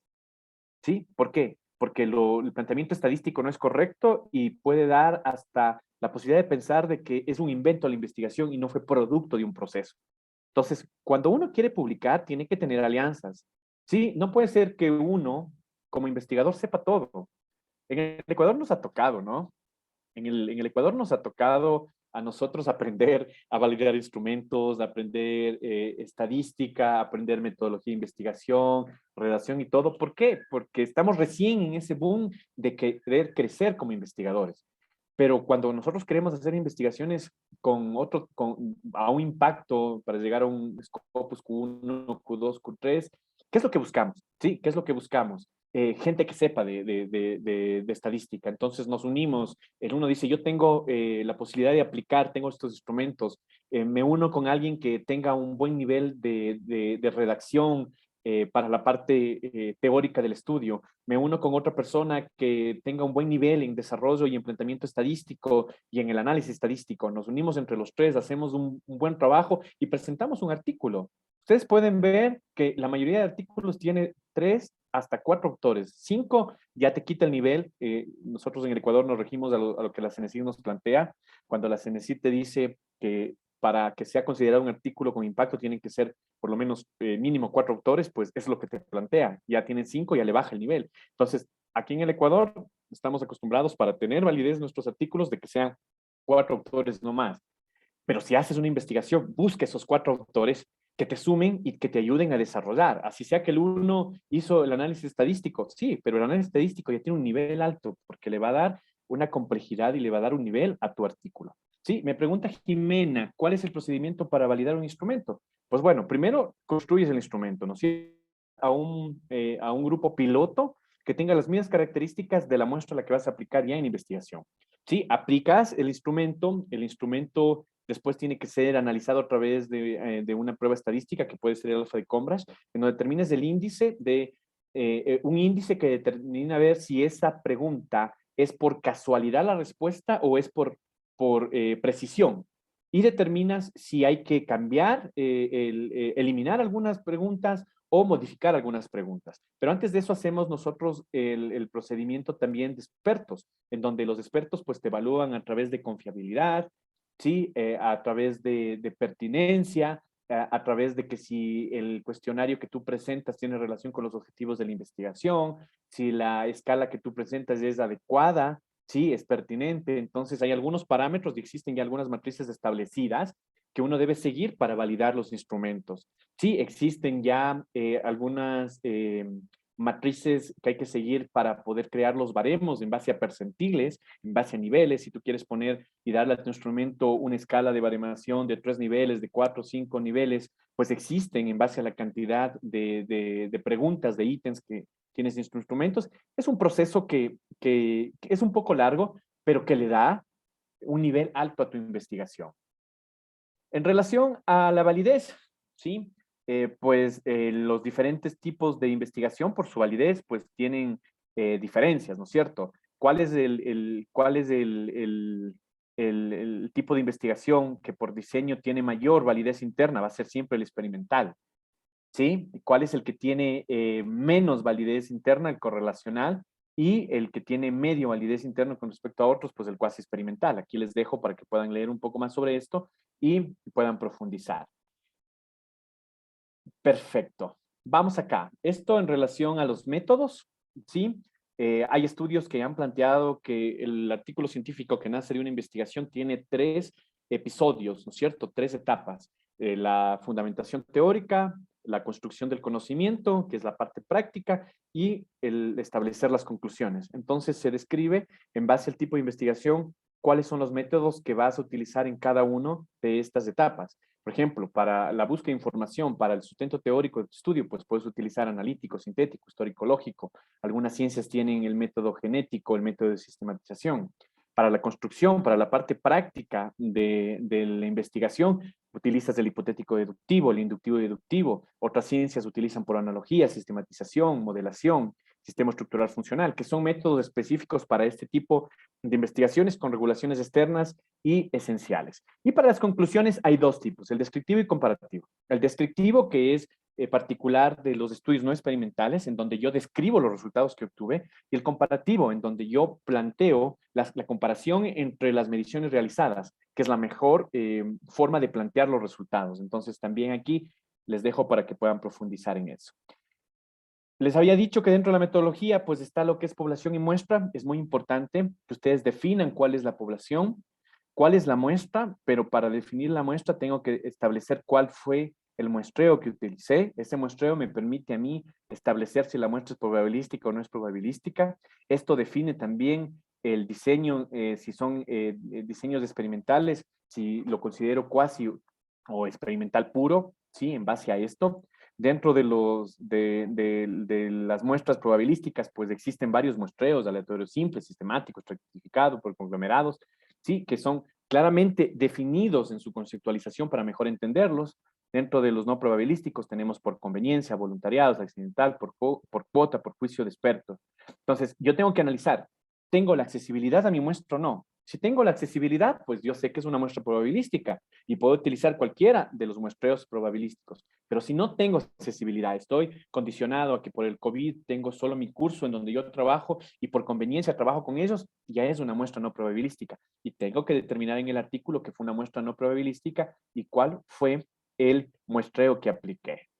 Los instrumentos, pues aquí siempre ha habido una discusión muy grande en relación a los instrumentos, porque nosotros, técnicas de instrumentos, siempre mezclamos la técnica del instrumento o declaramos simplemente la técnica. Si las técnicas están bien establecidas y los instrumentos pertenecen a estas técnicas. Si yo voy a utilizar a la observación como parte de mi investigación, la observación es una técnica. Y hay diferentes instrumentos para desarrollar la técnica de observación, que puede ser una guía de observación, una lista de chequeo, registro anecdótico, matriz de análisis. ¿Sí? Yo tengo que determinar, si yo utilizo cualquiera de estos instrumentos, entonces ya está que la técnica es la observación. La entrevista, que es característica de las investigaciones cualitativas, pues no es cierto, siempre yo planteo un guión, una guía de entrevista, pero como es una investigación cualitativa, yo tengo que ir en el transcurso de la entrevista, en el transcurso del proceso, puedo ir aumentando o puede ir cambiando, porque eso es algo muy característico de este tipo de investigaciones cualitativas, de que no es lineal, no es secuencial. Yo puedo regresar a la etapa anterior, cambiar la muestra, cambiar objetivos, puedo hacer un montón de cambios, mientras que en el cuantitativo no, es lineal, es secuencial. Sí, yo establezco pasos a seguir y no puedo cambiarlos. No puedo cambiar la muestra en la mitad de la investigación. No puedo cambiar los objetivos en la mitad de la investigación. No lo puedo hacer. Pero en la cualitativa lo puedo hacer. Porque como me introduzco en el entorno, me doy cuenta que tal vez el planteamiento inicial no fue el que yo había planteado y puedo hacer reformas. Eso es algo que la investigación cualitativa me permite. Dentro de la encuesta, pues pueden ser cuestionarios, escala, test, prueba de conocimiento. Miren algo importante aquí, que a veces nosotros utilizamos test y la pregunta es, ¿utilicé el test? Ah, entonces aplicó la encuesta. No, apliqué el test. El test es el instrumento, la técnica es la encuesta. Entonces, en el proyecto, yo tengo que declarar que la técnica aplicada es la encuesta y el instrumento que se utilizó fue el test-task. ¿Sí? Ahora, en sesión de grupos para investigaciones cualitativas, pues existe también guías de observación, matriz de información, entre otras. Procedimiento para recolección de datos. Eso es lo que la mayoría de artículos tienen y nos piden.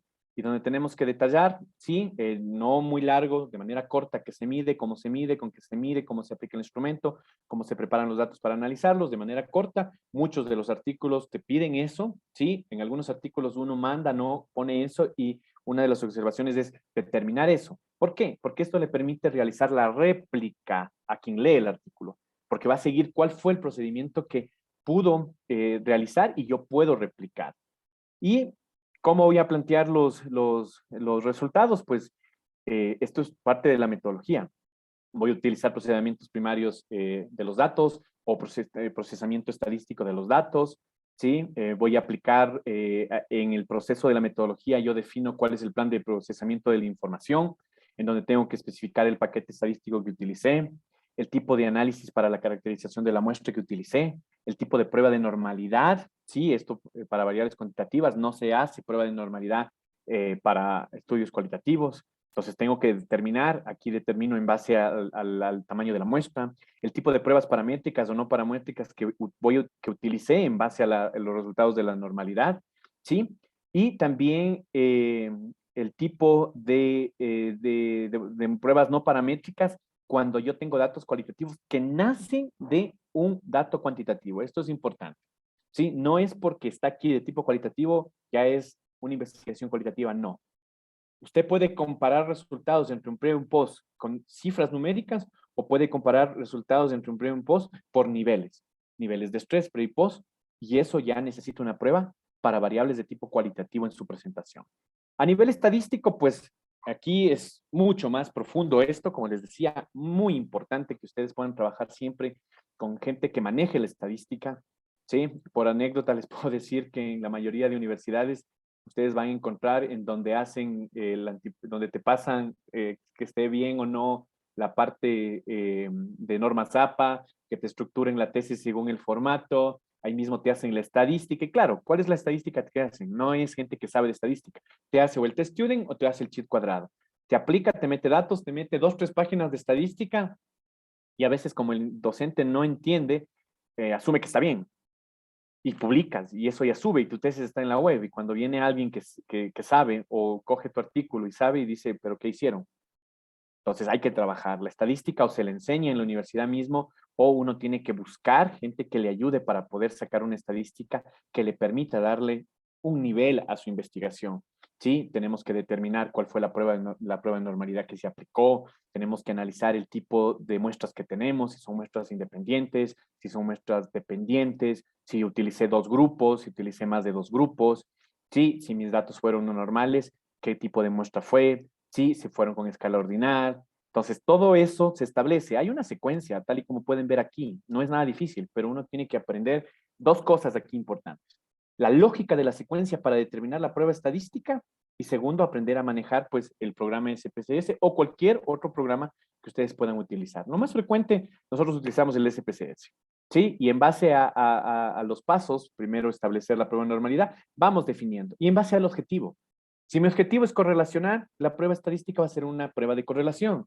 Si mi objetivo es un pre y un post, la prueba estadística va a ser una prueba que pueda hacer la comparación entre el pre y post. Pero si el pre y el post fue en un mismo grupo, va a ser una muestra dependiente, es decir, la misma muestra. Pero si son 2 grupos diferentes de un experimento puro, pues va a ser muestras independientes. Entonces, en dependencia del diseño y los objetivos, el diseño estadístico también se escoge. Entonces, no es que yo puedo simplemente seleccionar el diseño estadístico porque en tal artículo se aplicó ese diseño y yo lo voy a aplicar. Porque no es así. Puede ser que en ese artículo los datos que obtuvieron eran normales y usted tiene anormales. Entonces ya hay un error que le quita validez a su investigación. Porque si usted no hizo una prueba de normalidad, usted no puede coger un diseño porque en tal artículo ese se aplicó. Uno tiene que seguir la secuencia adecuada. Primero la prueba de normalidad y después determinar las pruebas paramétricas o no paramétricas que usted va a utilizar. Ahora vamos a hacer un ejemplo rápido. Creo que nos quedan unos 13 minutos. Sí, voy a tratar de explicar un ejemplo y después vamos a discutir sobre todo lo hablado. En verdad, este es un tema que en hora 45 no avanzas, ¿sí? Esto es para hablar 4, 5, 6, a veces hasta cursos de 40 horas y seguimos nosotros hablando. La idea de investigación para establecer el diseño y la metodología para artículos científicos lo vamos a hacer en base a una idea que tenemos nosotros de un proyecto en la Universidad Técnica de Ambato. La idea de investigación nace en base a un proyecto denominado Riesgo Metabólico de Estudiantes Universitarios, producto de la pandemia. ¿Y qué es lo que tratamos de hacer con esta idea para que puedan dar viendo de que con una idea yo puedo plantear todos los diseños de investigación que existen? ¿Sí? En base a la tabla que pudieron ver al inicio. Y vamos a ver un ejemplo en base a esta idea y diferentes temas de investigación que pueden ser y van a ser publicadas porque estamos en ese proceso de construir todos estos artículos porque tenemos los datos y responden a los diferentes diseños planteados. Entonces vamos a ver el primer ejemplo. ¿Sí? El diseño 1, ¿se acuerdan? Era cuantitativo, básico, no experimental, exploratorio, documental, longitudinal. ¿Sí? Era un estudio de revisión bibliográfica y planteamos el tema, revisión bibliográfica sobre el riesgo metabólico en estudiantes universitarios. ¿Sí? Ese fue el tema planteado y un grupo dentro del equipo de investigación está realizando este artículo. La muestra, pues artículos científicos generales, específicos y potenciales del análisis. El método que utilizamos es el método PRISMA. ¿Sí? Y el diseño estadístico se utilizará una estadística descriptiva para presentar datos a nivel de frecuencias y porcentajes. No hay estadística inferencial. Sí, esta es la metodología que nosotros estamos planteando y el artículo científico va a seguir esta metodología para ser publicado. Y es, por ejemplo, el diseño 1 de investigación. Vamos con el diseño 2 de investigación. ¿Sí? Es un diseño cuantitativo, básico, no experimental, pero es descriptivo de campo y transversal. ¿Sí? ¿Cuál es el tema que hemos planteado? Perfil de riesgo metabólico de estudiantes universitarios. La muestra fue una muestra probabilística, trabajamos con toda la cantidad de estudiantes de la UTA, evaluamos a 15,000 estudiantes, logramos hacerlo eso, ¿sí? Se hizo una logística súper grande, pero logramos evaluar eso. Las técnicas que se utilizaron, pues, la técnica fue la observación y como instrumentos, pues, utilizamos el procedimiento ISAC 1 de antropometría y la plataforma de análisis de perfiles metabólicos MetaB, que analiza en base a los datos que te da el protocolo ISA.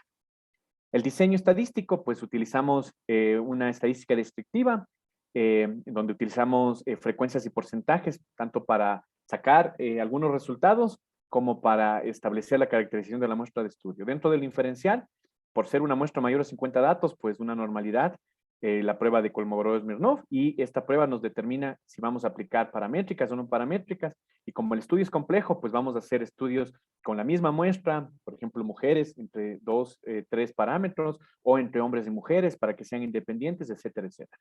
Sí, está planteado el diseño de esta manera, la metodología aplicar, y también estamos en el proceso este artículo ya fue publicado, ¿sí? Bueno, ya fue aceptado, estamos en el proceso de esperar que esté publicado. Hicimos un plan piloto, que es uno de los artículos que está en la presentación de mi perfil, que se hizo con una muestra de 470 estudiantes, pero con la muestra total de estudiantes ya está aceptado, estamos esperando que simplemente pues lo publiquen y ustedes lo puedan ver. El tercer diseño también es un artículo que está propuesto para poder diseñar. Es cuantitativo básico no experimental correlacional de campo transversal. Aquí el tema que planteamos es incidencia del género en el perfil de riesgo metabólico de estudiantes universitarios. Con la misma muestra de 15,000 estudiantes, vamos a separar en 2 grupos, hombres y mujeres. Los instrumentos los mismos, técnica observación, instrumentos AISA1 y plataforma MetaB. El diseño estadístico es el mismo, pero ya aquí hay una correlación y tenemos que aplicar una prueba correlacional, sea paramétrica o no paramétrica, porque vamos a correlacionar 2 variables aquí presentes. Por un lado, el perfil de riesgo metabólico, que van a ser determinado por el nivel de riesgo metabólico, y por otro lado, la variable del género. Los vamos a correlacionar si depende o hay una correlación directa entre el género y el perfil, y poder determinar, este va a ser producto pues de un artículo que responde al diseño 3 de investigación. El cuarto es un artículo que esperemos que algún momento lo podamos hacer, pero les planteo como idea, ¿sí?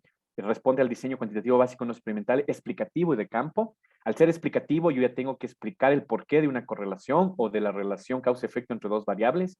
Planteamos el tema causas de niveles altos de riesgo metabólico en estudiantes universitarios. Al plantear causas, ya tengo que determinar que es un estudio por alcance explicativo. La muestra, pues es una muestra no probabilística por conveniencia, porque vamos a trabajar solo con los 5,000 estudiantes, 5,600 estudiantes que presentaron niveles de riesgo metabólico. Esto después de la pandemia, pues estos son los datos que tenemos. Las técnicas e instrumentos ya son otras. Como necesitamos determinar las causas, el análisis teórico nos determina que las causas para el riesgo metabólico es bajos niveles de actividad física, sí, una mala alimentación o hábitos alimentarios y estrés. Entonces, ¿qué es lo que estamos aplicando? 3 instrumentos validados, sí, la encuesta internacional de actividad física IPAC, la encuesta internacional sobre los hábitos de alimentación de la población universitaria realizada en la Universidad de Madrid, y la escala de estresores académicos también de una universidad española. Ejercicios validados.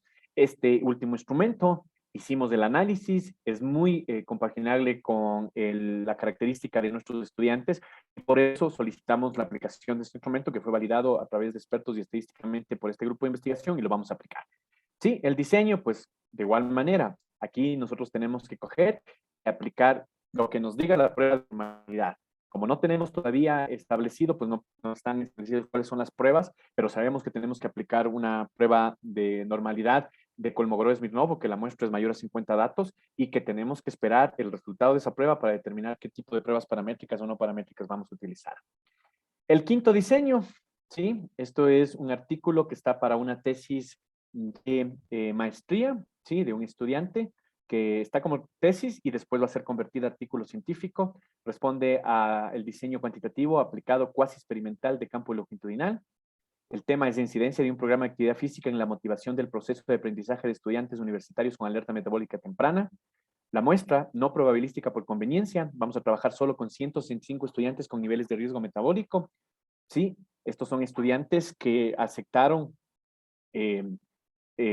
trabajar dentro del proceso en ciertas horas, y por eso es por conveniencia, por características del investigador hacia la muestra.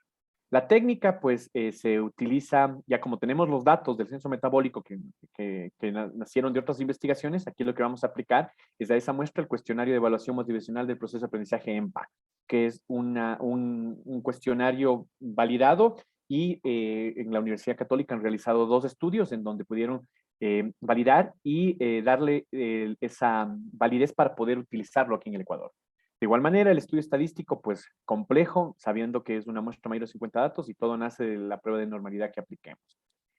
El sexto diseño ya es un preexperimental, ¿sí? Esta es una tesis que va a ser construido también a artículo científico de un estudiante para la siguiente promoción de la carrera de actividad física y deporte.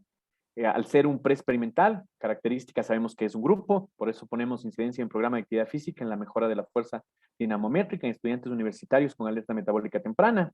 La muestra, un solo grupo, no probabilística por conveniencia. Trabajamos con 243 estudiantes.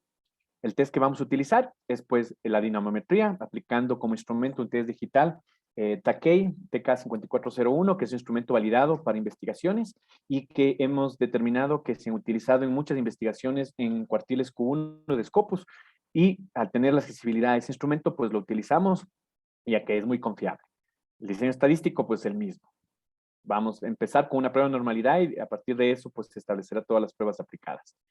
El penúltimo, diseño 7, cuantitativo aplicado experimental puro de campo longitudinal, solo es una propuesta, todavía no está en proceso, si nos alcanza el tiempo algún rato lo hacemos, pero por lo menos tenemos la muestra, que ya es una muestra que existe de la base de datos general. ¿Cuál es el planteamiento que se hace? Estudio comparativo de la incidencia de un programa de actividad física basado en ejercicios isométricos y un programa básico basado en ejercicios localizados. Entonces aquí están los 2 programas que vamos a comparar, en un grupo de experimental y en el otro de control. ¿No es cierto? ¿Cuál es la variable en la que vamos a incidir? Pues la fuerza dinamométrica y la muestra en estudiantes universitarios con alerta metabólica temprana. Entonces, es un experimental puro. Ya tenemos 2 grupos a comparar, 2 metodologías diferentes. Queremos ver cuál de las 2 es mejor. Sí, la muestra es una muestra que existe, que salió ya de la base de datos general. Tenemos un grupo de 86 estudiantes para el grupo experimental y 86 para el de control. La técnica la misma anterior, ¿sí? El dinamómetro, a través de este instrumento, y el diseño, por ser una muestra pues mayor a 50, nace del proceso de normalidad de Kolmogorov-Smirnov. Y el último diseño es una propuesta, ojalá algún rato lo realicemos también, pero lo planteamos como diseño 8, cualitativo básico no experimental descriptivo de campo transversal. Esto es cualitativo. ¿Sí? ¿Cuál es el tema? Percepción de realización personal de estudiantes universitarios con niveles altos de riesgo metabólico. La muestra, no probabilística por conveniencia. Vamos a trabajar con 10 estudiantes con niveles de riesgo metabólico con un perfil depresivo caracterizado por el DBU-UTA. Es decir, nosotros a través de conversaciones con el centro de orientación que tiene la UTA, en base a la base de datos que obtuvimos, ellos nos determinaron cuáles son los estudiantes potenciales que podrían intervenir en este estudio y que tienen este perfil depresivo y que están dentro del grupo de riesgo metabólico. Vamos a utilizar como técnica e instrumento, pues la entrevista a profundidad, video de grabación. Para eso se va a trabajar en el mes de, si todo sale bien, en el mes de agosto, septiembre, octubre. Se va a trabajar en este año, pues con un taller, con este tipo de estudiantes, en donde el docente investigador va a tratar de involucrarse en el mundo de ellos. Sí, se le va a dar horas de investigación dentro de esta carrera específica donde se va a trabajar, para que él llegue a tener todo lo que necesita para aplicar después de esta investigación. Y como es una investigación cualitativa, el método de análisis de resultados no es estadístico, se va a utilizar el programa Atlas T 8 para poder sacar a la luz los resultados de nuestra investigación. Sí, como pueden ver, hemos hablado, creo que el tiempo que está asignado. La metodología de investigación no es de tomarla a la ligera. La metodología de investigación en todos sus componentes, en el diseño, en la muestra, en el procesamiento estadístico, en los instrumentos, son muy importantes para que su artículo tenga calidad. Si ustedes leen artículos científicos, hay muchos artículos que carecen de esto, ¿sí? Carecen de que tienen un diseño bien planteado, o plantean un diseño específico y cuando empiezas a leer te das cuenta que es otro diseño totalmente diferente. Carecen de tener los instrumentos que deben ser validados o que pasaron por un proceso de validación, ¿sí? El diseño estadístico ni siquiera lo nombran. A veces hay investigadores que prefieren no poner el diseño estadístico por el hecho de no equivocarse o que no sean criticados por esto.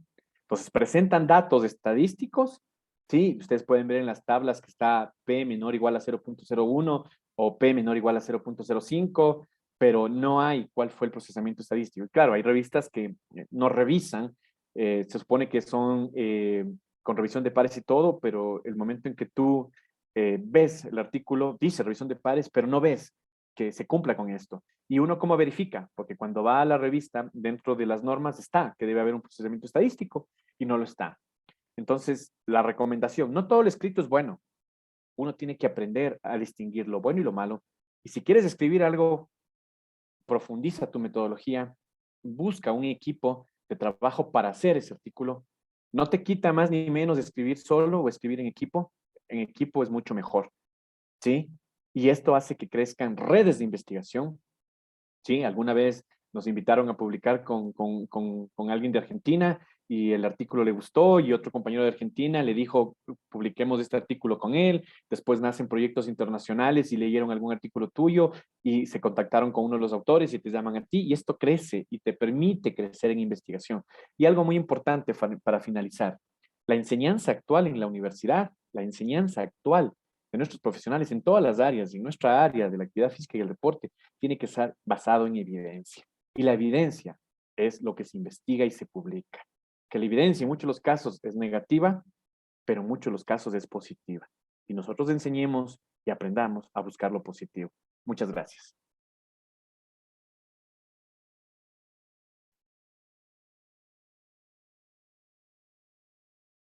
Tengo aquí... bueno, vamos a preguntas, pero sí tengo algunas preguntas que están aquí en el chat. No sé si las respondemos y después las preguntas que pueden presentarse. ¿Están de acuerdo? Doctor Loaiza, perdón, no sé si podría regresar a la diapositiva, disculpe, donde estaban los modelos estadísticos, de las herramientas estadísticas con respecto a cada metodología. Por favor. Ya. Me interesa eso porque es algo de lo que en mi formación no lo tengo y es una herramienta que me parece súper útil para diseño de investigación. Esa misma, muy amable. Sí, es súper concreta. Sí, por eso me encantó. Me permite para hacer una captura de pantalla. Yo no soy el autor es Roberto Valencia.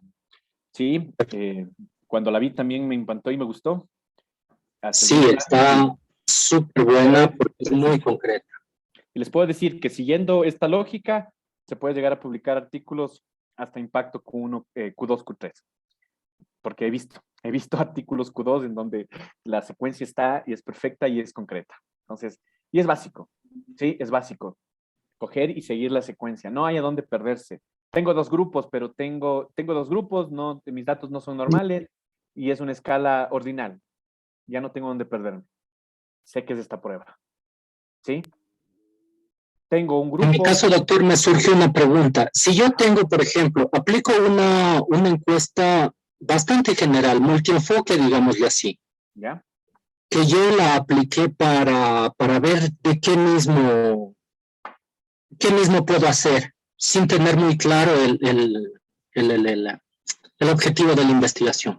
Yo podría de esa encuesta que tiene varios enfoques, ¿podría sacar varias investigaciones o eso sería ya algo no muy ético?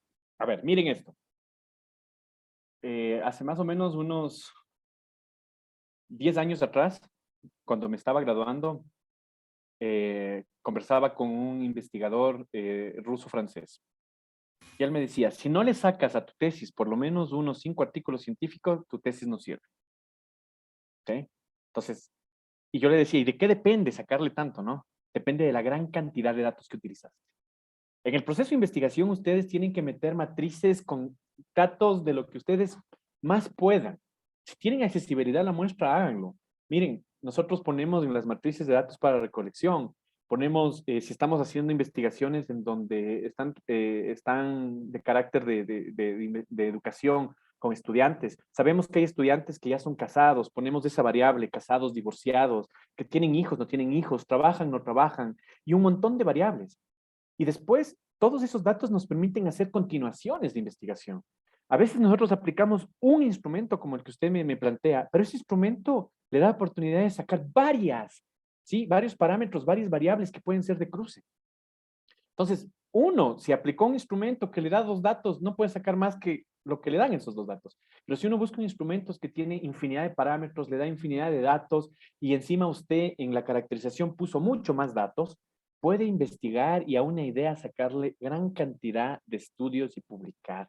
Sí, a veces nosotros hacemos la incidencia del estrés en grupos de personas que hacen actividad física y no hacen actividad física, pero por ahí tenía el dato, ¿sí? De personas que hacen actividad física y no hacen actividad física, pero que trabajan, pues. Entonces ya es producto de otra investigación.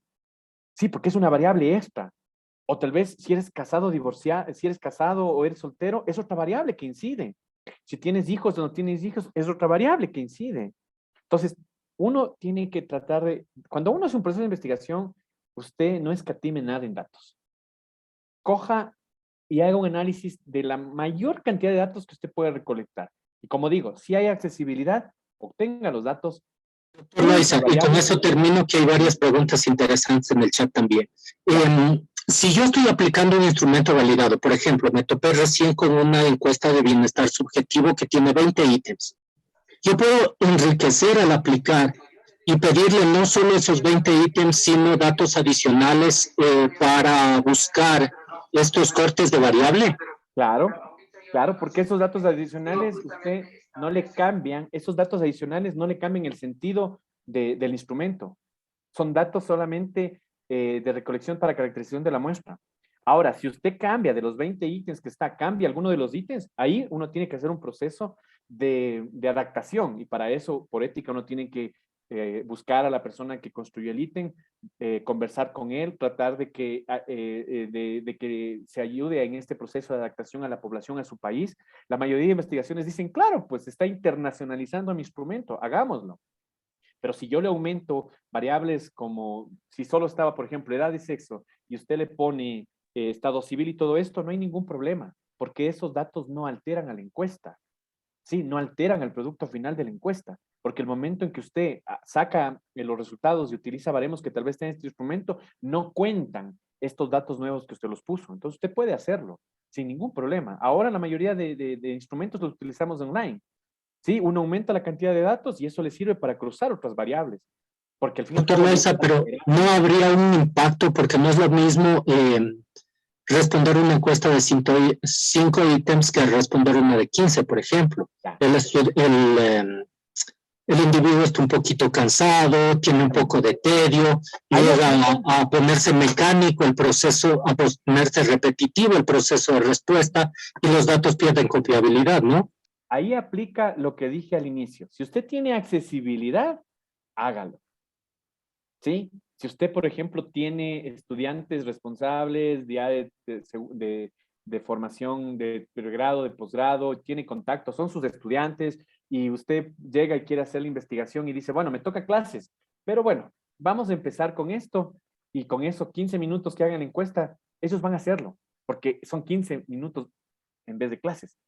Entonces, usted tiene accesibilidad y puede hacerlo. Claro, si usted llega al final de la clase, después de una clase de 2 horas, y les pone 30 preguntas, va a ser difícil, ¿no? Entonces, uno tiene que analizar hasta para aplicar los instrumentos. Hasta para aplicar los instrumentos uno tiene que establecer cómo lo voy a hacer. Tengo que ser en un momento en donde ellos me puedan dar, en verdad, una información verídica, me puedan dar una información coherente. Entonces, es simplemente el hecho de analizar todo, de la A a la Z, para poder aplicar. ¿Sí? Con eso le puedo decir. Ya, gracias, doctor Loaiza. Por favor, si me ayuda, en la última diapositiva creo que tiene sus datos. ¿Sí? Si le puedo interrumpir alguna vez para de pronto colaborarle en algo o hacer algún proyecto, uno nunca sabe, ¿no? Con mucho gusto. Para eso estamos. Ya, a ver, espérenme un ratito. Ya les pongo. Igual creo que esto les van a... Ya, ahí están. Voy a leer las preguntas del chat, ¿no? Como parte de la metodología, sobre todo para no tener problemas en las publicaciones, se debe considerar los criterios éticos que usted no ha nominado y, por supuesto, el aval ético. Claro, no nominé por el tiempo, pero esto es importante. Sí, muchas gracias, Nancy. Es muy importante. Siempre que yo realizo investigaciones, tiene que haber consentimiento informado. Si son investigaciones con seres humanos, tengo que declarar el comité de ética que me aprobó. Entonces, todo eso no lo nombré, tiene toda la razón, sí, hay gran cantidad de información que no nombré, sí, en 1:45 dar una charla de formación, de investigación, a veces es muy poco, pero sí, los puntos éticos son de suma importancia. Sí, existen ya formatos establecidos para poder realizar los consentimientos informados.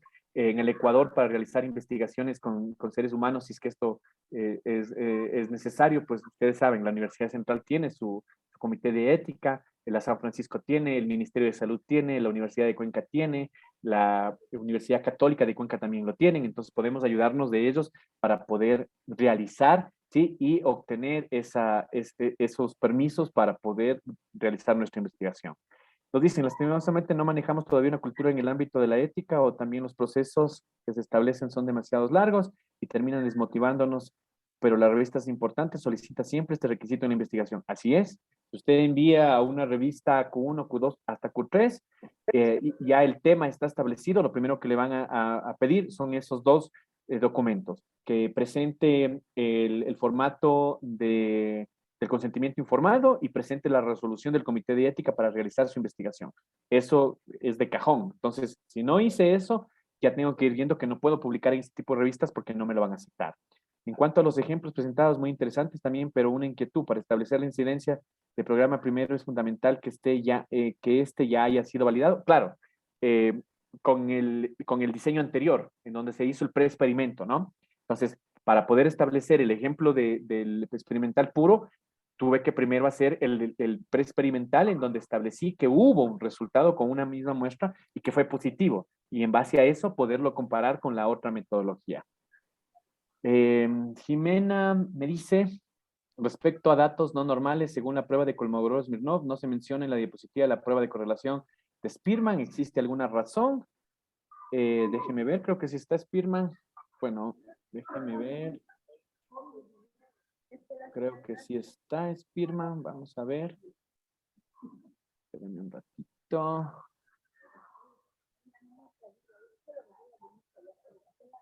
Vamos a verlo. Wilkinson, Friedman, Remain, Goldirne.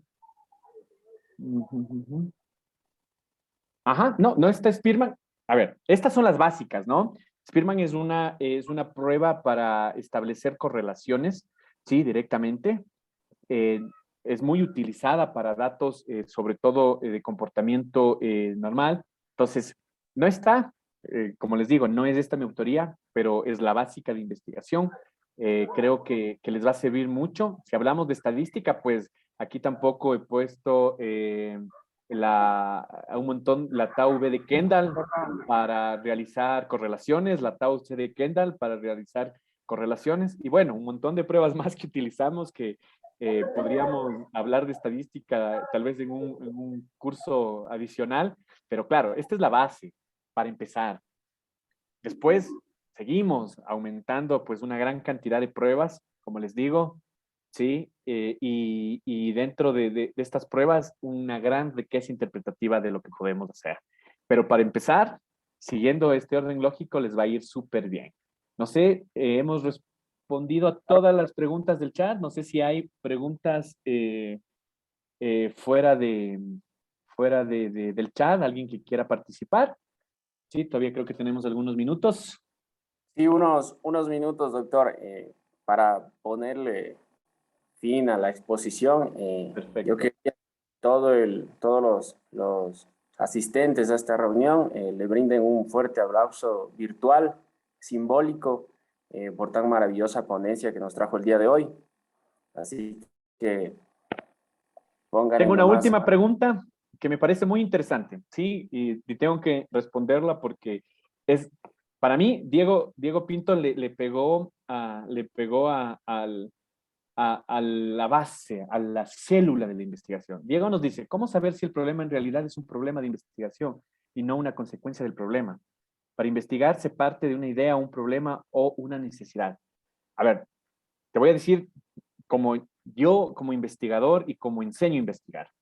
El problema tiene que nacer del entorno donde tú te desenvuelves porque lo conoces súper bien. Si ustedes son estudiantes de pedagogía de la actividad física y van a empezar a trabajar en el sistema educativo, los problemas van a nacer del entorno, del diario vivir, y ustedes van a manejar y tienen que empoderarse. De manera empírica ya se empoderaron porque están trabajando y detectaron ese problema. Y después hay que buscar si ese problema ya ha sido estudiado y tiene una base teórica, ¿sí? Y si no tiene una base teórica, es decir, que hay poco investigado sobre este problema, entonces empiezo a investigar con los diferentes niveles. Ahora, ¿nace de una idea? Claro, yo tengo una idea de investigación porque he leído, me ha gustado, puede nacer un problema por mi diario vivir o una necesidad, ¿sí? Yo estoy empezando la investigación, estoy desarrollándome como docente y tengo un problema y detecté un problema. Pero si no lo resuelvo, no pasa nada y si lo resuelvo, mucho mejor. Pero si no lo, pero puede ser el caso de que tengo que resolverlo porque es una necesidad de resolverlo, si no, no puedo avanzar. Entonces, la investigación nace de las tres maneras. En el nivel que ya tenemos algunos investigadores de ideas, ¿sí? Y nos basamos en esa idea. Yo no es que tenga muchas líneas de investigación. Me dedico a la parte de la educación física y por eso algunos escritos son sobre esto. Últimamente estamos metidos en lo que es los perfiles metabólicos y hace 3, 4 años atrás, como pueden ver los escritos, más era hacia la base del entrenamiento deportivo. Pues ahora lo que trato es de potenciar esas ideas.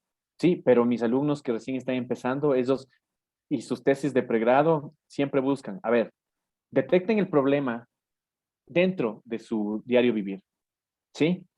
Como docentes, como entrenadores. Y cuando vengan, ¿sí? Y cuando vengan, ustedes van a estar empoderados del problema. Porque a veces traen problemas y empieza a preguntarles y no están empoderados. Y uno tiene que estar empoderado del problema para poder resolverlo. Jimena nos dice, excelencia ponencia, mil gracias por compartir, felicitaciones, un gusto conocerlo. A ustedes, las diapositivas ya van a ser enviadas a los organizadores. Para mí ha sido un gusto, en verdad, hablar de algo que me fascina. Con todos los compañeros de la central nos conocemos mucho. Creo que esto ha sido muy satisfactorio y creo que después de este congreso a- van a establecerse muchas investigaciones.